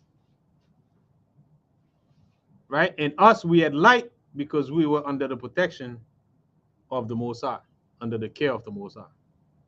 So read on verse 3. "For while they supposed to lie hid in their secret sin, they were scattered under a dark veil of forgetfulness, being horribly astonished, in trouble with strange operation. For neither might the corner that held them keep them from here, but noisy as from fear, but noises as of waters, falling down, sounded upon them, as sad vision appeared unto them with heavy countenances. So they had a darkness on them that was so hard, right? That was so dark, and they thought that whatever sin they committed, they could hide, right, in their own sin. But even then, the Most High makes sure that they were troublesome, right? They can hear things, right? But the things that they were hearing, right, it was like waters, sometimes when you go by a river, as the water coming, the current is coming, the water's coming, you can hear the noise, right? So they think in their darkness, they were safe, but yet they were tormented with all kinds of noise they feel like coming at them, and they see apparition of different, things that tormented them. Right. So, I mean, it's just something to imagine, happening, right? And that's what was happening to them. You can only imagine it. Can't you? It's like being in your house sometimes. It happens to different people. When you home and you go into bed and your lights is out, you may have a little night light on or something, and you sleep, and all of a sudden you hear a noise. Mm-hmm. Like, I wonder what's that, right? You get up, go look, can't find anything, you go lay back down. But now it's in your back of your mind. It's like, I wonder if something is there. At least you have the ability to go turn on all the lights in your house, just in case I can see it coming or whatever, or I can just at least do something in order to, temper my expectations. But them, because the darkness was so thick, there was nothing that they could do, right? So now it went from like level 1 to level 10, and just waters or things just running now became like strange apparitions to them, like different spirits and things that was now troubling them at that time, the whole nation. So there was nothing that was going to give them some sense of, that's just nothing. For every moment that went on, it was like one sound, this thing, like, wonder what's going on all around you, and you nestled in your house, confined. You're not going nowhere. It's pitch black. Right. You can't go nowhere. Everywhere you think you're going to move, it's like, I don't know what's that. I don't know what's over there. So now you're just sitting in your house, like just imprisoned, just stuck there because of everything that's going around you. Because this is something new. Right. And they felt like, we were under their power. Right. They got us under their control. But little do they know, they became prisoners in their own home. Once again, this is different than I was thinking about what they do. They show us in the movies and pop culture. I forget the movie. I think they had the girl from $1 Million Baby, the boxer, the actress. Where they were in this place. They were getting smitten by the plagues of Egypt. The movie came out, I think, in the 2000s maybe. But they had the plague of darkness, and the way they had it in the movie, it was just like nighttime. They just had like flashlights and stuff. I was like, that's not what the plague of darkness was. What we were talking about when we read, that's what the plague of darkness was. To where you have a flashlight or a torch all you want, it's nothing. It's like dark, thick. Like you're in a basement with like no windows. Like just total blackout. So it's not the same. Yeah, and I remember when I was on a trip, I was in Colorado, one of these caves, and when you go deep up in there, they talked about how when you don't have no light, you start to lose sense of like equilibrium and everything else, and you start going crazy because you don't have no sense of where you at and everything else, and your mind just starts wandering, starts playing tricks on you. So that when I was there and they said that, I correlated to this because during this time with the darkness, it's the same thing that's being described here. Now it's like you're starting to think spirits is around you and everything is going on. What's that noise? And it just becomes like you just start going delirious. And they said back then when people were doing these explorations in these caves, that's what happened. Right. People went crazy inside the cave because of the thick darkness when they could not have any light. And they was crawling around trying to find something, and those for a while went crazy for a while until they was able to escape and get out. Why didn't they have light? Because they didn't have light. They didn't take it with them. Go ahead. Or the candles and the oil burned out. But in Egypt, the lights just didn't work. No, the light worked, but it wasn't gonna. The thickness was so good. The miracle or the plague that the Most High put, you turn the light on, it wasn't gonna do nothing. Like you said, like having a flashlight, the batteries work, but you turn the light on, the darkness was more powerful than the light. That's why, the last chapter we was talking about how the fire and the water, they changed their nature. Right. Same thing during this time. What you would think the light would work within the darkness, like in normal times, you in a pitch black room, you turn the light on, it just turns on. But in this case, it didn't do that. The Most High had the darkness now overpower the light, where they couldn't have no light. So the light didn't work then. No. It turned on, but you still couldn't see your hand, but your hand exactly. These so-called shows trying to rationally explain the plagues of Egypt. They'll try to say it was some kind of eclipse or something, where the night was extra long. That's why they had the darkness. It's like, that's not what happened. Right. Nice try. Like if you are driving in the fall, you got your high beams on, you still can't see nothing. Yeah. The fog being that thick, you still can't see your front. Right. And the night was not extra long because it was in the springtime. How about that? Exactly. Right. That's Esau trying to explain away. Con. And right. So let's move on. Verse 4, right? 4. Con. For neither might the corner that held them keep them from fear. My bad. Right. Verse 5. No power of the fire might give them light. So that's what we're talking about. Right. No power of the fire might give them light. Neither could the bright flame of the stars endure the lightning that horrible night. So what happened is they could not see anything flashing. I mean, they could not see the star. I would say the light in heaven, the armies above could not give him light. And every time something flashes that resemble light, it become darker. It's almost like, every time they see a flash, it's almost like the light turned off. As opposed to go on, the light turn off. Every time they see a flash, the darkness get thicker. Right. It get thicker. So verse 5 again, it's a light into a horrible night. Verse 6.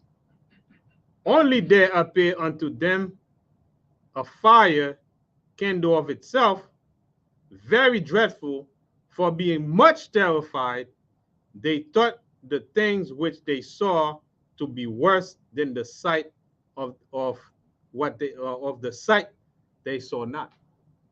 So it gets to a point where, like I was saying, I jumped ahead when the lightning flashed for a minute, it becomes worse and worse. The darkness becomes worse and worse. So they thought they're in good case, and then as soon as the thing flashed, the darkness gets thicker and thicker. Right? In verse 7. As for the illusion of art magic, they were put down, and their fountain in wisdom was reproved with disgrace. So Egyptian magic had none effect at this point, right? They could not they could not exercise the Egyptian magic.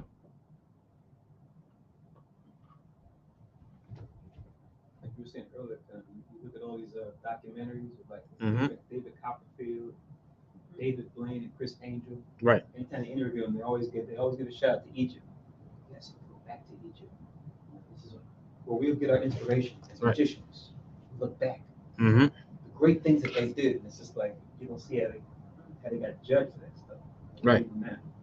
Yeah. So that's why you see spurts of Egyptian magic and everywhere in Hollywood, and there when they give the Grammys and the trophies that they give them, it's all Egyptian symbols, because the Egyptians believe in their magic. They got immediate result. So at that point right here, the magic that they depended on, it didn't work. It was of none effect. But today they can use it on us because we in captivity, we lost. So they use it on us. They use it in hip hop. They control us. So it works because we're in captivity and we disobey the Most High. But for a time, that's why we're waking up now, right? That thing has no bearing on us. That's waking up. Right. Verse 8. For they that promise to drive away terrors and troubles from a sick soul were sick themselves of fear, worthy to be laughed at. Right? So at the same time, it was fun for us because it's worthy to be laughed at, because whatever, they think, of us and how they enslaved us and whatever power they thought they have, they pretty much, were of none effect. So some of them think they could cure their fears, right, and worries, in their mind because they thought they can cure themselves, right? Even those Egyptian magician who thought that they can fix them, they become worse themselves than the people that they try to cure. The doc needs a doc. Yeah. So imagine that. And the Most High is showing all these things for a specific reason. Even reading this today, like I said, we always got to put ourselves, we were those people back then, and we are in the same predicament today.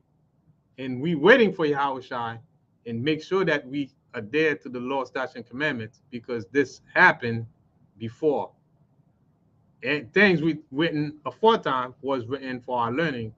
Us who back in Babylon today, don't forget what happened in Egypt. So we still, getting the same story while we were in it at that time. So now we going back to what happened to fix what happened today. Because some of us are confused today. We think things are different, way different than it was. Indeed, when you're in the present, it's very hard to make the differentiation. So that's pretty much why we read this thing today, right? To reminiscence of what happened in the past while we're in this captivity. To use it for good use, to make it to use, right? Where we may forget, because the memory don't remember what happened in the past. So that's why today we're reading this so we can get up to speed, not just remember what happened in the past, but for today, how we're gonna go on our day-to-day life as we in this captivity. So that's one of the key things that we got to get out of this. To not detach ourselves and look at this as something that happened in the past only, but happened in the past because the scriptures is past, present, and future, past, present, and future, right? And it's never go out of style, right? So while some people may say that this is archaic, right? That's why it says the Yahushua that was yesterday is the same as today, and the Most High don't change, right? Things change, we change, but the Most High's word doesn't change. So we can use it in any situation at any time. It's timeless. Verse 10. 9. For though no terrible things did fear them, yet being scared with beasts that pass by, and hasting of serpents, they die for fear, denying that they saw the air, which could no side be avoided. So another thing too, with Egyptian magic, people would do initiation. They do these things to you. They put you in a room where you see apparition, you see beasts, that's how they're gonna make you a man, right? Once you see all these things, they're gonna see, how tough you are, how you're gonna holler, when they put you in those situations, in those initiations, right? So it is the same. Go back to the same Egyptian magic. So them, they don't scare these things, but they can, they don't scare it. But at that point right here, they were scared, right? Verse 11. For wickedness condemned by her own witness is very timorous, and being oppressed with conscience always forecasteth grievous things. So when you look at what they were going through, they were frightened. They even refused. Remember, you were so scared, you in darkness, and you refused to even open your eyes in that darkness. Right? You in darkness, you close your eyes and you refuse to open your eyes. That's how scared they were, right? In their situation. So that's verse 10, right? In verse 10, 11, go to Romans 2 and verse 15 real quick, because we haven't pulled some scriptures yet. Romans 2 and verse 15. Let me wake up, go bar real quick. Romans 2 and verse 15, Kahan go bar. We'll read that once you get a chance.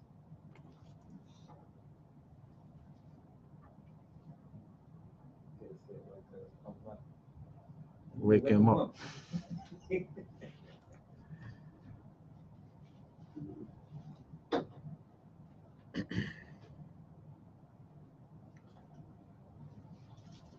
All right, this is the book of Romans, chapter 2, and verse 15, Mm-hmm. which show the work of the law written in their hearts, their consciousness also bearing witness, and their thoughts, the meanwhile accusing or else excusing one another. Right. So it's just like the law or what they knew written in their conscience. Right. So this is shown in verse 10 when we read in verse 10 when it says they died for fear of denying that they saw what they saw. They denying that they saw. So that's how they were trying to heal themselves. They try to deny what they saw, right? And it says the air which could no side be avoided, right? For wickedness condemned by our own witness is every timorous in being pressed with conscience, right? So right here, that's why we're reading in Romans, says we're being pressed with conscience, always forecast of grievous things. So people always have things, the law or things always written in people's conscience, right? Read that again in Romans.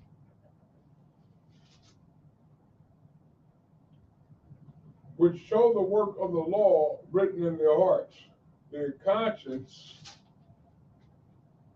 also bearing witness, and their thoughts, the meanwhile accusing or else excusing one another. Right. So at that point right now, parallel to the Egyptians, even their thoughts, they proved to be cowards even in their own conscience. Even though they were trying to pretend like they strong and they weren't scared, even those the top magician that they have, even in their own conscience, they become cowards. They scared, right? So that has nothing. The 2 and 15 has nothing to do with what we read. I only wanted to touch on the conscious part.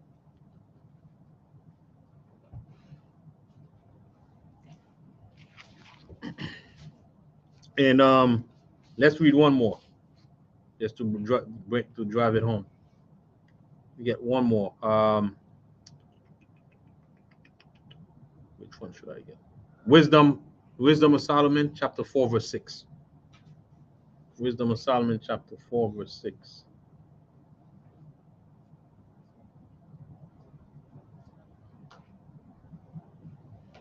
Kahan Yao Kanan, you could read that once you have it.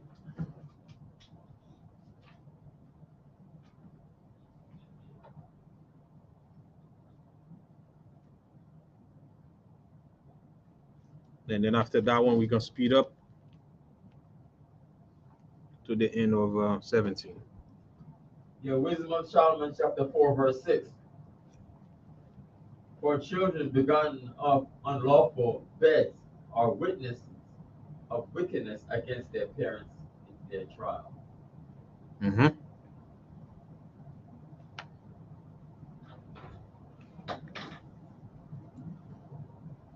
All right, so let's go on.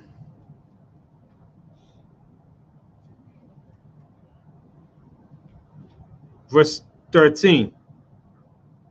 Verse 12. For fear is nothing else but a betraying of the succor which reason offers. And the expectation from within being less counted, the ignorance more than the cause which bringeth the torment. Right? Fear takes over when people stop reasoning. Right? That's how fear takes over. When you stop thinking, you start reasoning, fear takes over. And that's what happened to the Egyptian. Right? So when we reason how powerful the Most High is, how we have a power that controls all things, we have no fear of anything because we reason within what we read about the Most High, how powerful He is. So that's what reasoning in the scriptures, bring us comfort. Right? But when we don't adhere to the scriptures, what happened to us is we lose our sense of who we are, our identity, and anybody can come in and tell us anything and scare us and make us, slaves. And that's pretty much what happened. But when we act within reason of the scriptures, nobody can make us slaves. And that's what's beginning to happening today. And Esau don't like that, right? Because we waking up. The slaves are waking up. Because we start keeping the law, we act within reason, right? So that's what was happening to the Egyptians there. They no longer think straight anymore. They weren't thinking straight because they lost their reasoning. So the only thing that they have to help them out was losing track of the reason of the problem. You know how sometimes you have a problem going on, but in order to escape it, you try to deny why the thing is happening. That's an escape route.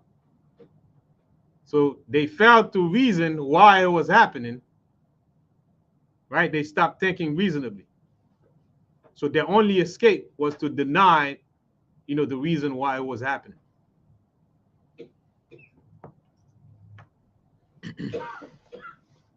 Verse 15 now, 14. But they sleeping the same sleep that night, which was indeed intolerable, and which came upon them out of the bottom of inevitable hell, were partly vexed with monstrous apparition, and partly fainted, their heart failing them, for a sudden fear and not looked for came upon them. So then whosoever there fell down was straight kept, shut up in a prison, iron bar, without iron bars, current, the water. For whether he were husbandman or shepherd or laborers in the field, he was overtaken, and endureth that necessity which could not be avoided.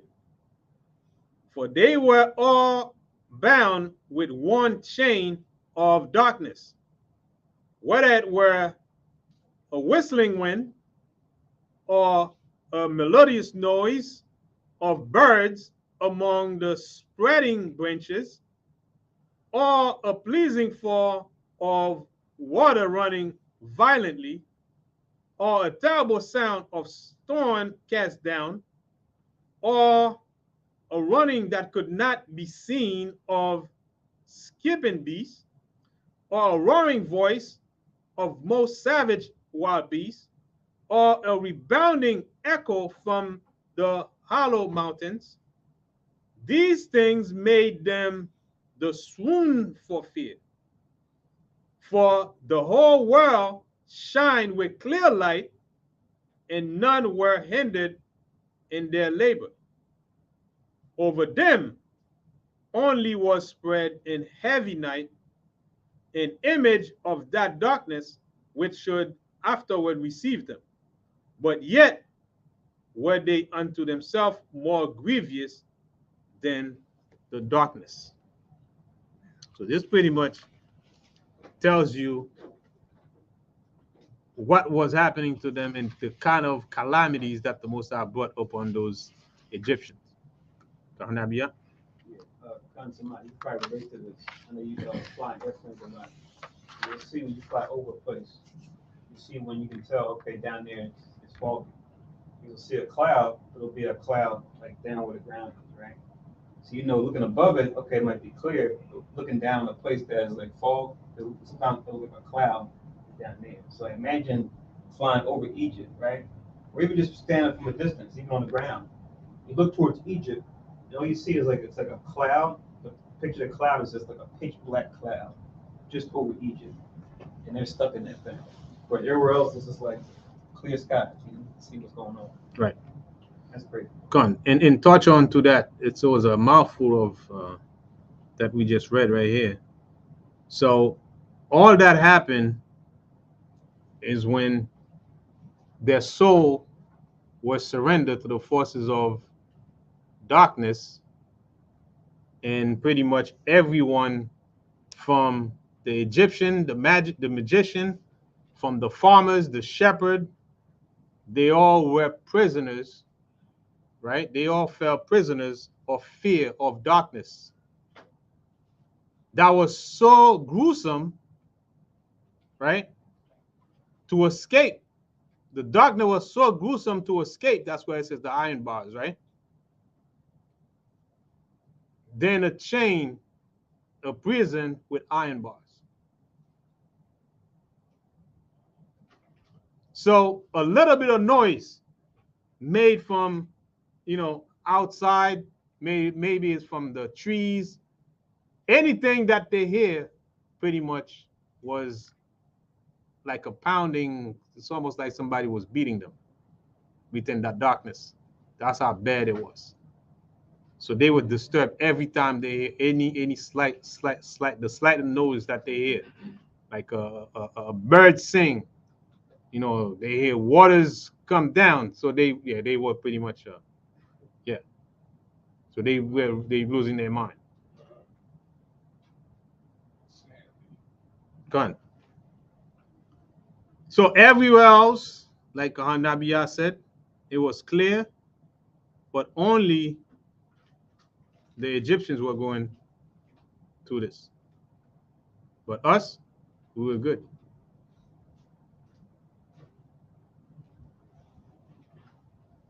So the trouble that they brought to themselves was heavier than the darkness itself.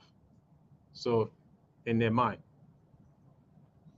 So once they surrendered their soul to the forces of darkness that was brought upon them, their situation got worse and worse. So when it says surrender their soul, it's almost like when the soul is pretty much your mind, your will, your emotion is pretty much not yours anymore. And that's how they pretty much get us too in the system. Whenever they get our mind focus on their stuff, our emotion locked in their stuff, and our willpower is locked in their stuff, our soul is gone. We got no soul. So we possessed by them, and they move us just like they move us like you pulling on a kite.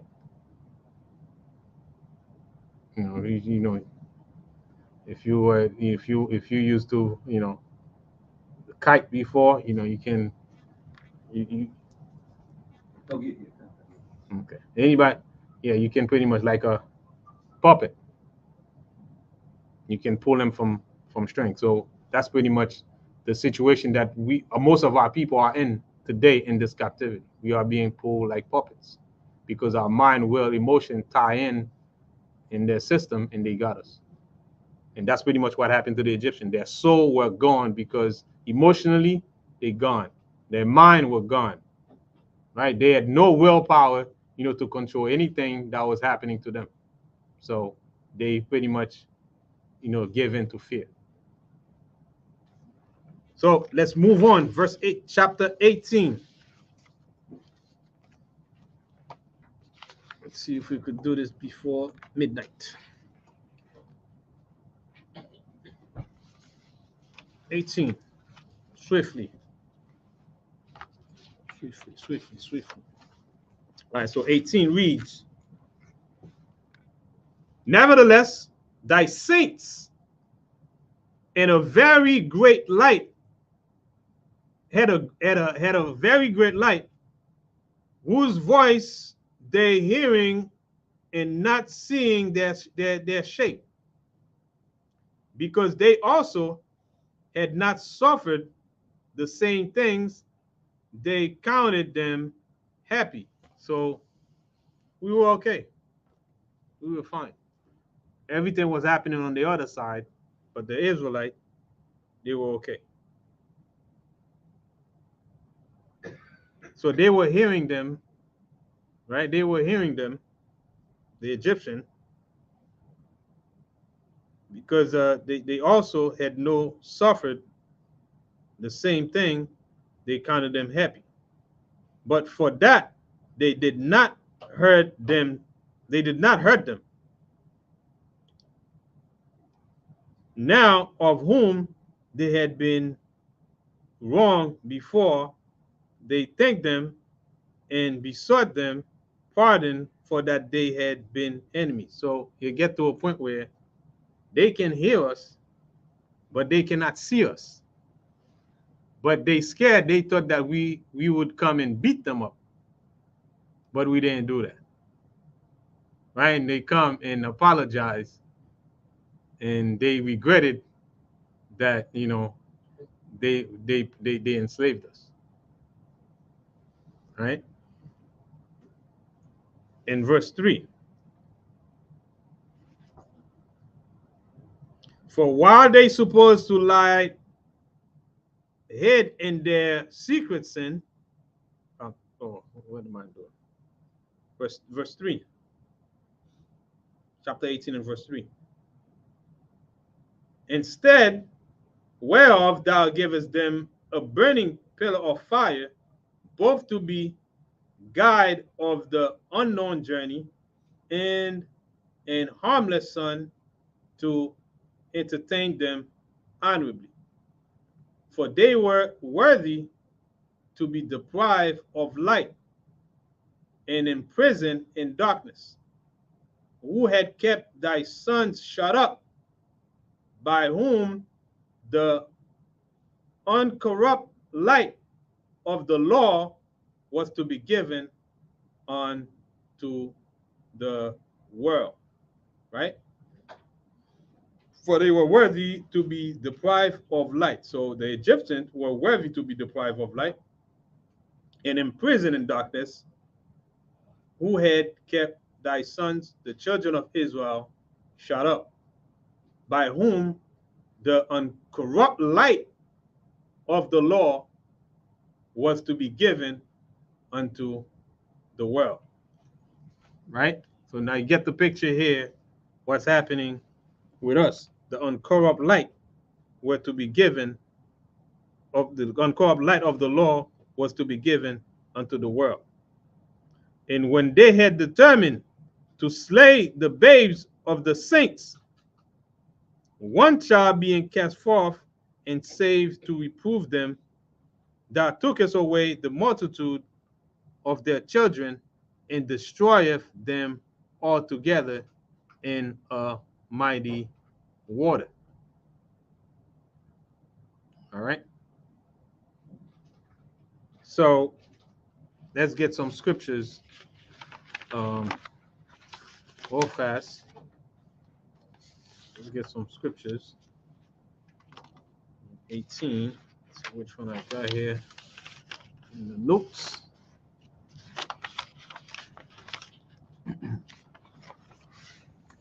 All right, let's go to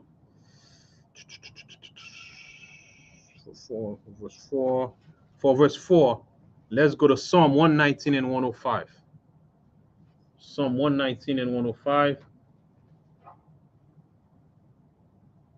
The Ramayan, we could read that real fast for us, Baba Kushar. Psalm 119 Psalms 119. and 105.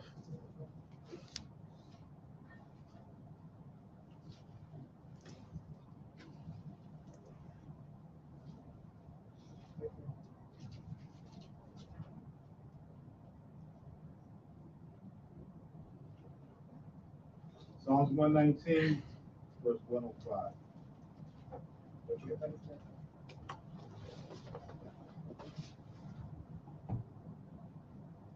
Mm-hmm. Thy word is a lamp unto my feet Mm-hmm. and a light unto my path. Right. So the word of the Most High is the lamp into our feet. You remember that song? I don't know who made that song, but I think it's what's his name? We are ordinary people. We don't know which way to go. John Legend, right? We know which way where to go once we follow the law, statutes, and commandments of the Most High, right? Because the law is a lamp into our feet, right? They trying to put us all. See those songs when you listen to them, they sounds good. The melody sounds good, but when you really analyze it, we all ordinary people. We don't know which way to go. But when you know the laws of the Most High, you know which way to go because the law is a lamp into our feet. We're not ordinary people. And we're not ordinary people, right? And it's our brother that's singing that song, and our people love that song, and then they're gonna, we all ordinary people. Oh man, that's banging. That's a nice song, right? But we're not ordinary people, like the brother said, right?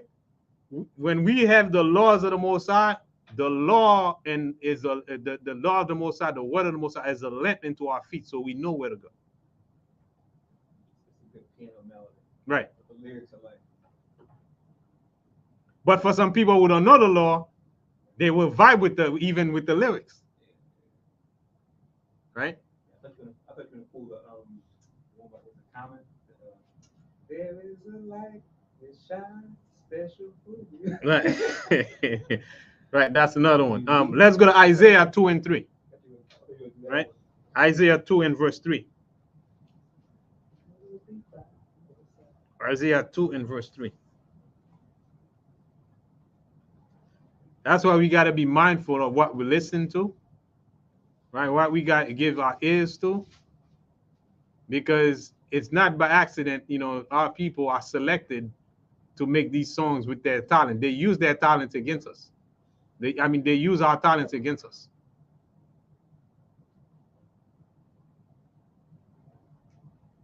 Isaiah chapter 2, verse 3. Mm-hmm.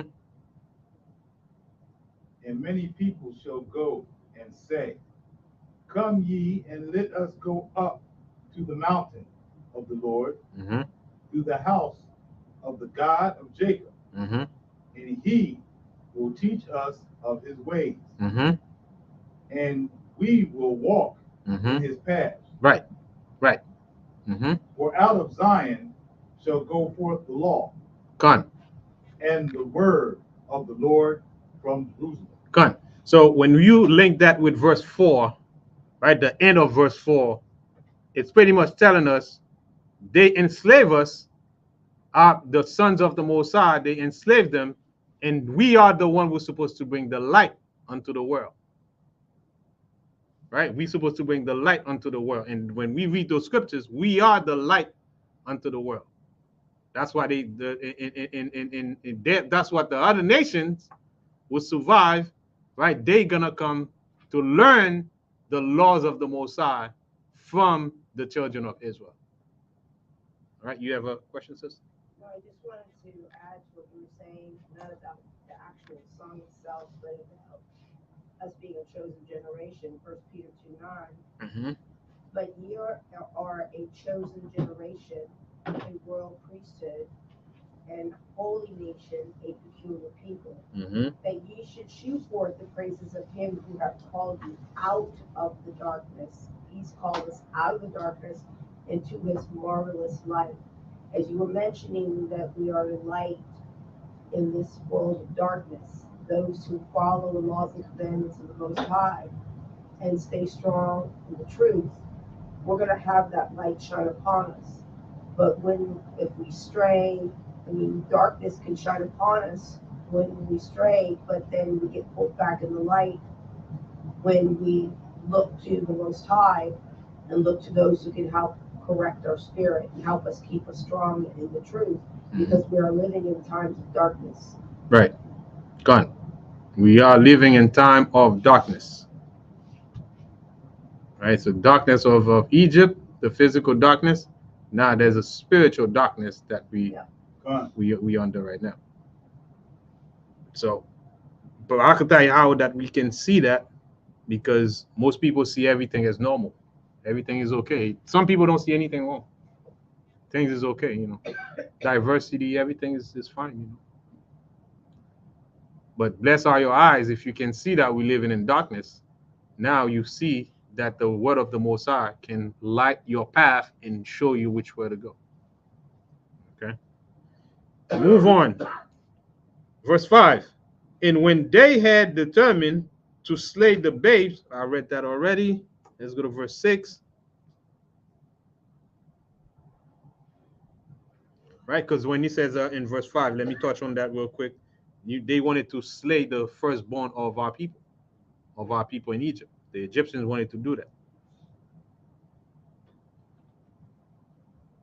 So Moses, had Moses, who came in to come in and rescue us, right? So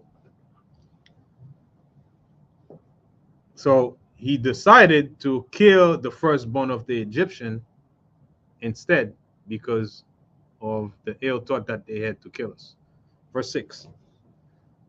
Of that night were our fathers certified afore, that assuredly, knowing unto what oath they had given credence, they might afterward be of good cheer. So of thy people was. Anybody say anything? No? Okay. So of thy people was accepted both the salvation of the righteous and destruction of the enemies. For wherewith that did punish our adversaries, by the same, though did glorify us whom thou hast called. So we have adversaries, and we always have adversaries, right? And in this kingdom, we have adversaries, but they don't want us to think that we have adversaries. They said Satan is our adversaries, right? To hide the fact that we have physical adversaries in this world. Okay? Watch out for that. Christianity, right? But wherewith thou did punish, verse 9, for the righteous children of good men, did sacrifice secretly, and with one consent made a holy law, that the saints should be alike partakers of the same good and evil. The fathers now singing out the song of praise. All right. So you could write down Sirach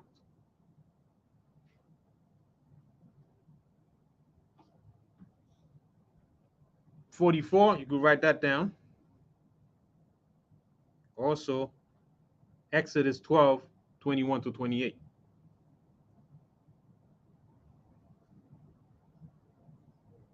And no, you could read the chapter when you get a chance. Go on. Also, you could read Exodus 12, 21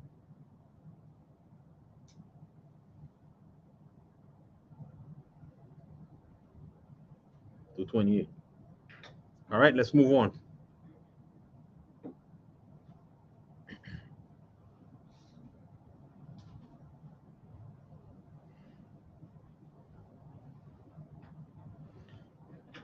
Uh, but on the other side, there sounded an ill according cry of the enemies, and a lamentable noise was carried abroad for children that would be well. So that was the Egyptian. They had a lot of, death in the family, right, of the Egyptians. The master and the servants were punished after one manner, and like as the king, so suffered the common person. So they altogether had innumerable dead with one kind of death, neither were the living sufficient to bury them, for in one moment the noblest offspring of them was destroyed. So it was so much death, there weren't enough people to bury them. Talking about a genocide. For whereas they would not believe anything by reason of the enchantment upon the destruction of the firstborn, they acknowledge this people to be the sons of God. So he takes that to acknowledge us as the son of the Most High. For while all things were in quiet silence, in that night was in the midst of her swift course, thine almighty word leaped down from heaven, right? Thy almighty word leaped down from heaven out of thy royal throne as a fierce man of war into the midst of a land of destruction. Exodus 15:3. You could write that down.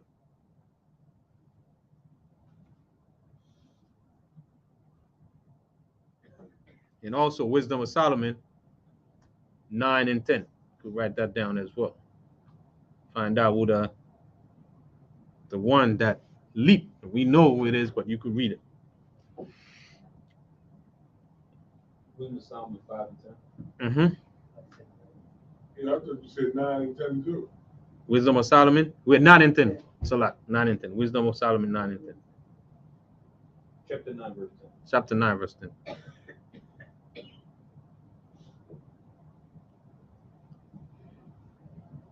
All right, let's move on.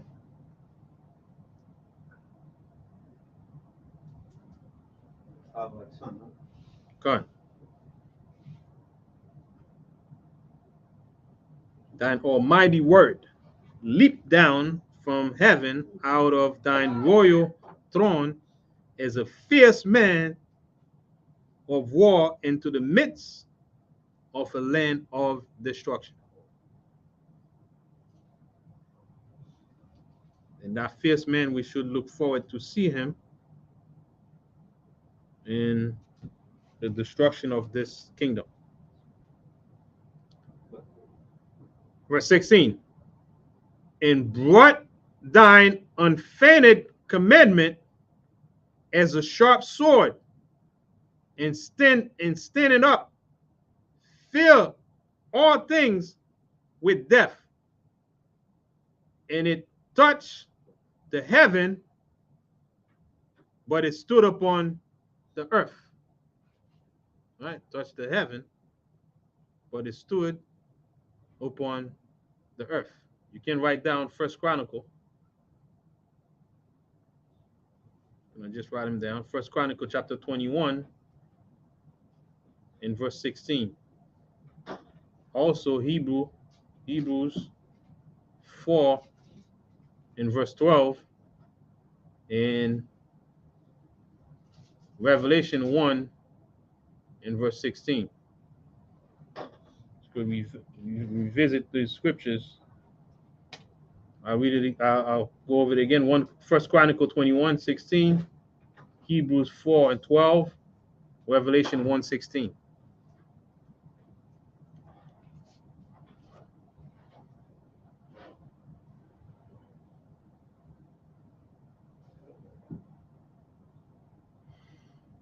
Mhm. Verse 17. Then suddenly vision of horrible dream troubled them sore, and terrors came upon them unlooked for. And one thrown here and another there, half dead, showed the cause of his death. For the dream that troubled them did forsooth us, lest they should perish and not know why they were afflicted. So they were going through what they were going through. The Most High made sure that they remember what happened. Yea, the tasting of death touched the righteous. Yea, the tasting of death touched the righteous also, and there was a destruction of the multitude in the wilderness. But the wrath endured not long. So that happened to us in the wilderness, but yet it didn't happen for long, right? Because we always being punished and measured for a time. Because the Most High's wrath on Israel does not endure forever. 21. For then blameless men made haste and stood forth to defend them. See, blameless men. Right here. You could look when somebody said there's none righteous, you got to get it in context, right? Because Christianity doctrine use those scriptures.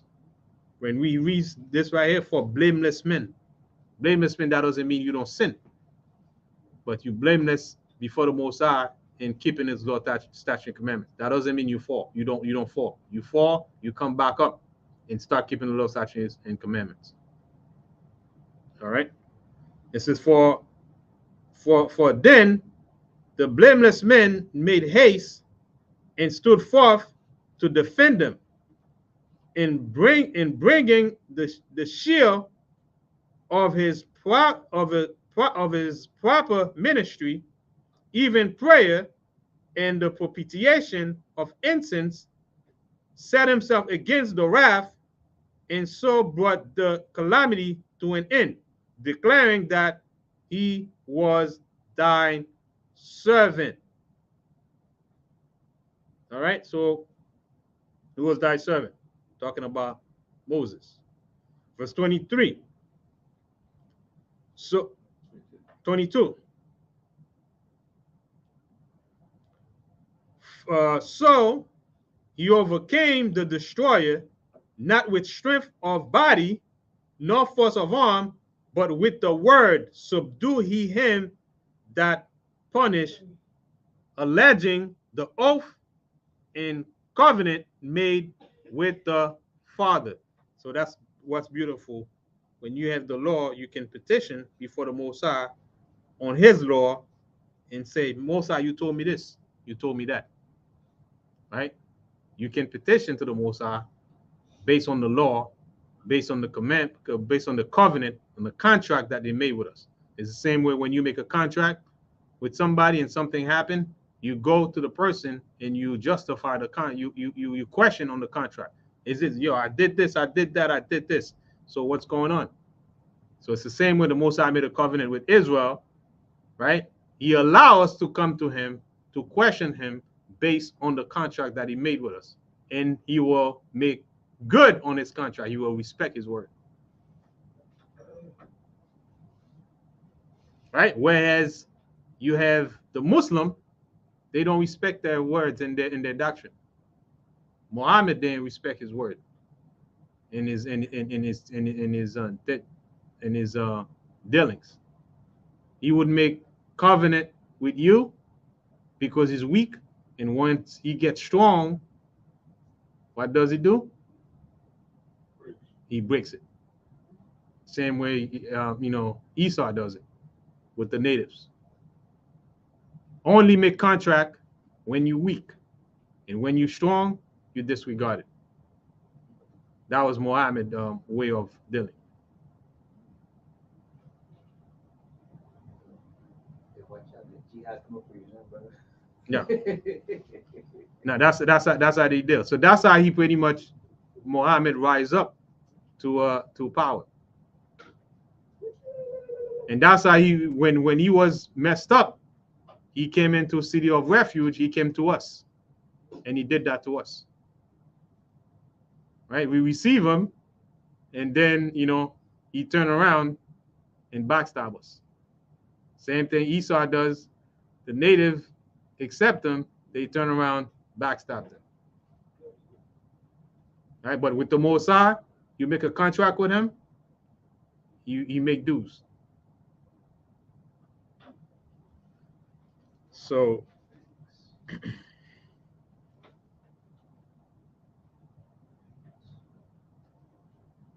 right, so write down what for verse 22.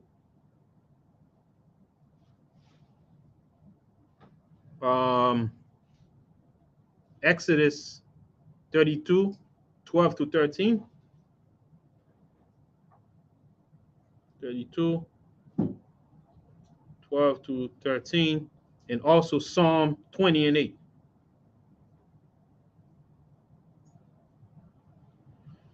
All right, let's move on. Alleging the oath and covenant made with the fathers.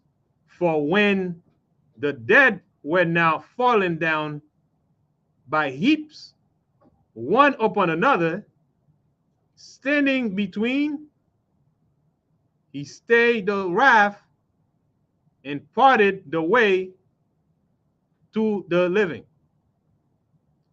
For in the long garment was the whole word.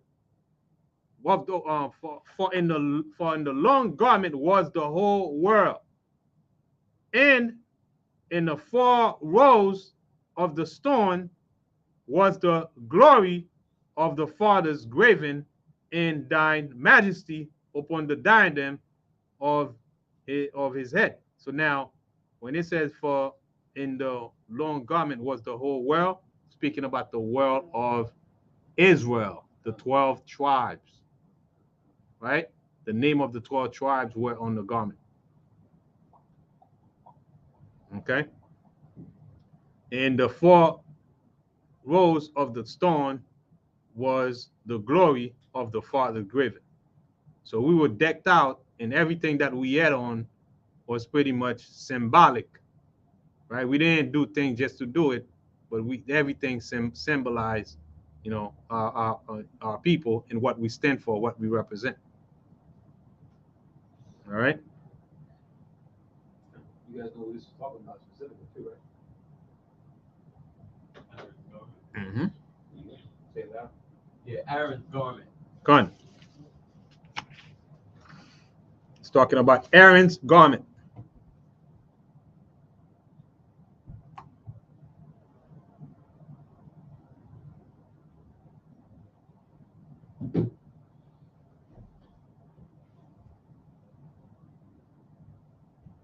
Right, so he pretty much did that, right? So let's go to what verse now? 24. 25? Con. Unto these the destroyer gave place and was afraid of them. Unto these the destroyer gave place and was afraid of them. So now check this out. The destroyer afraid of them.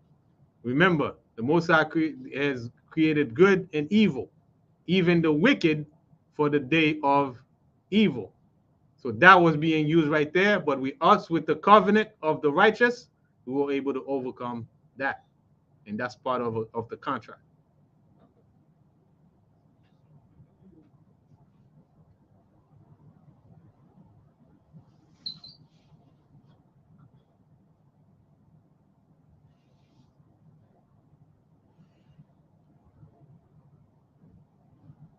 So if you read in if you were to read this, if you were to read this in Christianity, the whole world right there would represent the whole entire universe, humanity.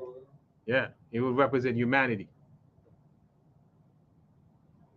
So by knowing the law, knowing what Aaron was about, now you know is represent the world of Israel, and that same world's being spoken of in Isaiah. See, it's a trick, but when you know the scripture, the Most High bless you with the understanding. You know the world cannot, trick you to believe that. So when you say world right here, if you're not paying attention, if the Most High, is not working with you, you might get tripped right there. And the world here being referred to is the whole world. When it said in the world in his garment, is the 12 tribes of Israel.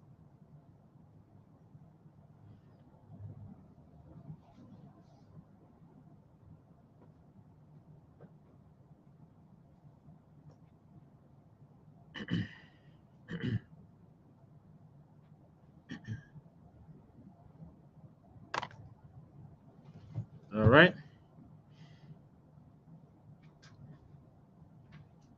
We're done with that. 24, 25. Unto these the destroyer gave place and was afraid of them, for it was enough that they only tested of test only tasted of the wrath.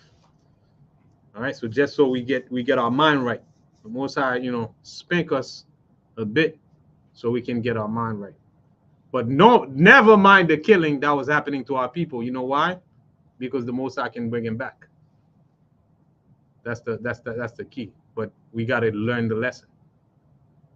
All right, so let's go finish up 19.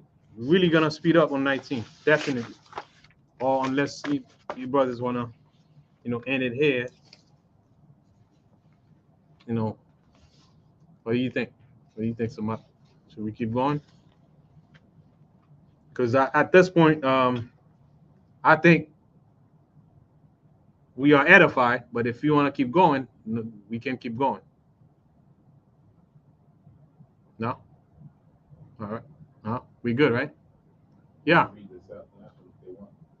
Yeah. You can, the last one, you can read it, but with enough scriptures that we brought out, you get the gist of it. And, read it on your own. And if you have questions about them, remember we have class on Tuesdays and Fridays. Bring them on, and then we can take them there and answer those questions according to scriptures. So we're gonna stop right there so we can get a chance to mingle, enjoying the feast because it's getting late. All right. So it was a pleasure being of service to my people Israel. Barak Yahweh, Ba'ashem Yahushai. Stay tuned for the closing prayer. All right.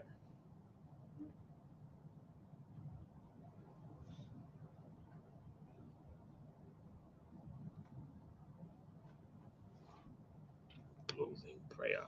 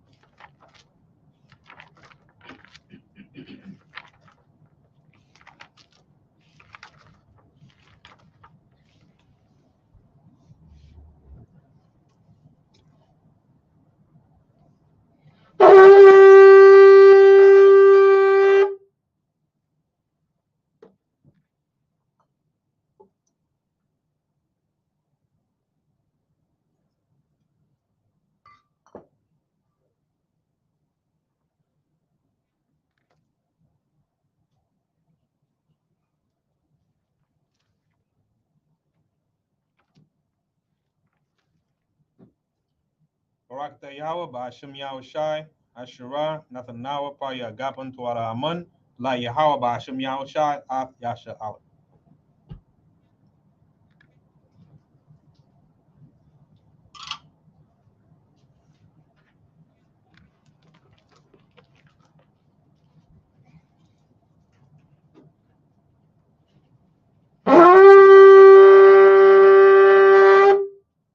I model upon you, are you watching them? Stand and face Jerusalem.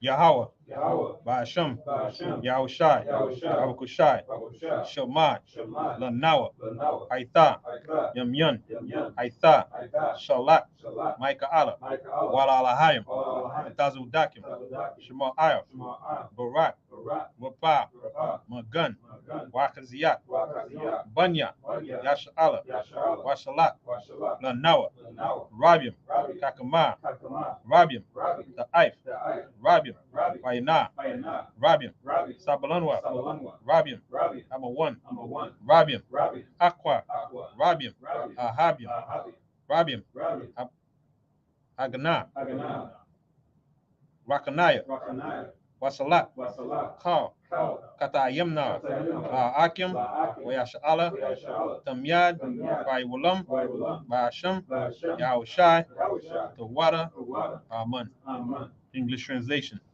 Yahweh, in the name of Yahushai, please listen to us now, right now. Send Michael and the righteous powers and angels to watch over, bless, heal, protect, and make strong the children of Israel, and send to us much wisdom, much knowledge, much understanding, much patience, much faith, much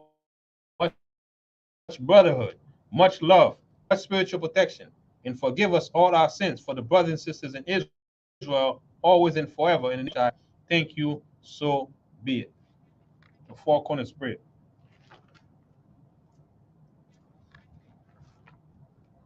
Yahweh, Yahweh, Ba'asham, Ba'ashem, Yahushai, Yahushai, Raknawa, Raknawa, Wayasha Allah, Wayashala, Obafi Sapayim, Bakia Safari, Shema, Shema, Yashirala, Yasharala, Yahweh, Yahweh, Allah Hayanawa, Yahweh, Achad. English translation, Yahweh, in the name of Yahushai, bless us in Israel, in the house of book. Hear, O Israel, Yahweh, our power, Yahweh is one power. Blessing of the food.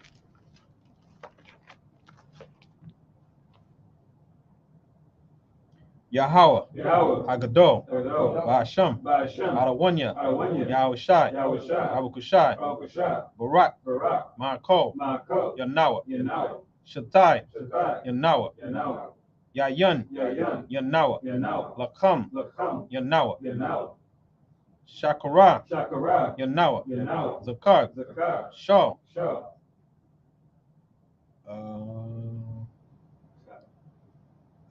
Kag, Kag, Matazaraf, Matazawa, Bahasham, Ba'ashem, Yahushai, Yahushai, Tawada, Tawada, Aman. Aman.